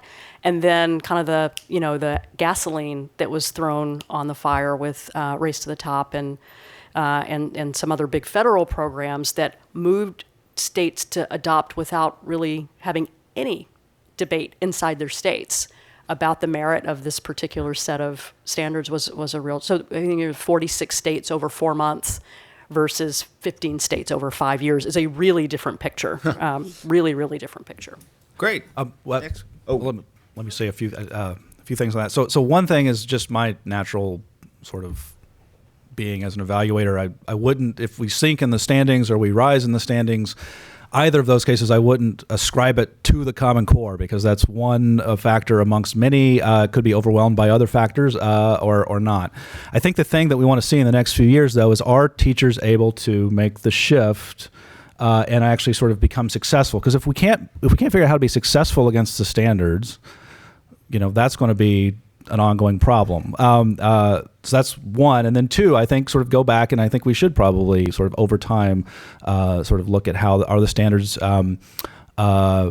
providing the kind of knowledge that we want them to. But I feel like right now we're so early in figuring out how we're doing. I don't really have a, like, is it going to go up or down? I think it was helpful from a data point of view, which is a very limited point of view, but that we'll be able to at least compare across across states, sort of at a smaller level than sort of just a large than one of the TUTA districts. Great. More questions. Over here, Max, if you'd be so kind. My name is Vanessa Berry, and I serve as Senior Advisor on Youth Entrepreneurship at the U.S. Department of State. And so I'm just curious if any of you can speak about the spillover effects of entrepreneurial education or education entrepreneurship, in a global scale. Yeah, I mean, so there's a ton of education entrepreneurship going on globally, mostly in developing countries. So developed country, the U.S. is actually relatively unique in terms of the scale of education entrepreneurship as a phenomenon among developed countries. Developing countries, there's just a ton of very vibrant entrepreneurial activity, almost all of which is, as Liz was saying, kind of referencing the Christensen stuff on non-consumption. Almost all of the interesting stuff is focused on kids and families that currently are not consumers of formal education in their countries, either because they don't have access to it or because it's just so awful that they're opting out, or maybe they're showing up every day but their teacher's not, which is a real feature of formal schools in a lot of developing countries. And kind of the mix of entrepreneurship that we see, both in terms of starting school models that we would, that you just never be able to get started in a city anywhere in America because it's so lean in terms of what it provides and what it's focused on, but it's so much better than nothing, which is the alternative that kids had. You're starting to see some real vibrancy there. And the technology and education issues in developing countries, or the notion of it, just not a negative political frame at all. And so it's just exploding all over. And so there's a lot of interesting stuff going on. one of the challenges of learning from it as a developed country entrepreneur is because it is so focused on giving poor kids who simply don't have it at all access to a basic education, is basically the kind of the momentum behind it. But there's a lot of interesting stuff going on there. Great. Thank you. Other questions? Max, I think right in front of you there. So Edith Gummer from the Kauffman Foundation.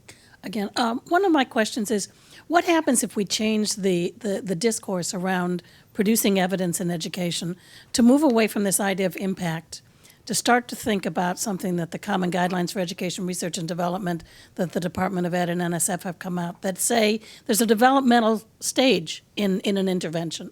It can go from foundational research to early stage research to design and development, and then think about impact. And if we thought about promise, which is what the design and development stage ended up with, and really thinking about what it means when we actualize promise. Yeah. John, I think that's probably right in your wheelhouse there. Yeah, so I think what I would say to that is there's definitely stages. Like, don't evaluate something at the right off the bat. And I was saying particularly of Matt's sort of early pilot network. Like, that's not the right time to do this. It's that next stage, or sort of when you're sort of like, let's go from 6, and then maybe sort of 6 classrooms, and then maybe 20, and then sort of when you're thinking about, okay, now let's really sort of scale it up and look at variation and usage and sort of and impact. Although I would say that sort of given the internal sort of how these things define, it's like this would be in a way kind of also suggestive developmental evidence, because it's not experimental and it's probably not going to have sort of what works clearinghouse, at least this initial stage type stamp on it. And then sort of as that's working and you're developing that, then maybe you think about the sort of the bigger what works clearinghouse thing, but that's another stage. But the point is really to get those that first suggestive evidence that's based on more than just we like it out into the field. Yeah, in our portfolio, we're going so much earlier stage now. Three pieces of evidence: usability, feasibility, and then promise, which is the framework you're talking about. And one of the reasons I'm determined to stick with that for as long as we're able is that it's super expensive to do the further down the road stuff on real impact. But at least for now, it takes so long that it actually isn't helpful to the entrepreneurs in improving their product. So usability, feasibility, and promise actually does also help the entrepreneur make the product better because they're getting faster, more rapid cycle data. And at least for now, so some of you others are working on that procurement challenge, which I'm going to cheer all of you on and hold my breath on, is that people right now, the purchases aren't made based on those studies, which are very, very expensive and take years to produce. And so for now, kind of erring on, while we've got earlier stage stuff, erring on the side of information's helpful both to the users, the teachers and kids, and the entrepreneurs. And then kind of waiting for some of this other stuff to sort itself out, what John's working on and others, to make it possible to do it more cheaply. Quickly and cheaply, yeah. Yes. Well, friends, I think we've hit the witching hour, so if we could give them a nice round of applause here. I want to say on behalf of Rick and I, it's really been a pleasure today. A heartfelt thank you to all of the authors for their great papers and for participating. The video of this will be up on AEI's website and YouTube tomorrow. Great to have you all here. Go team. Go team.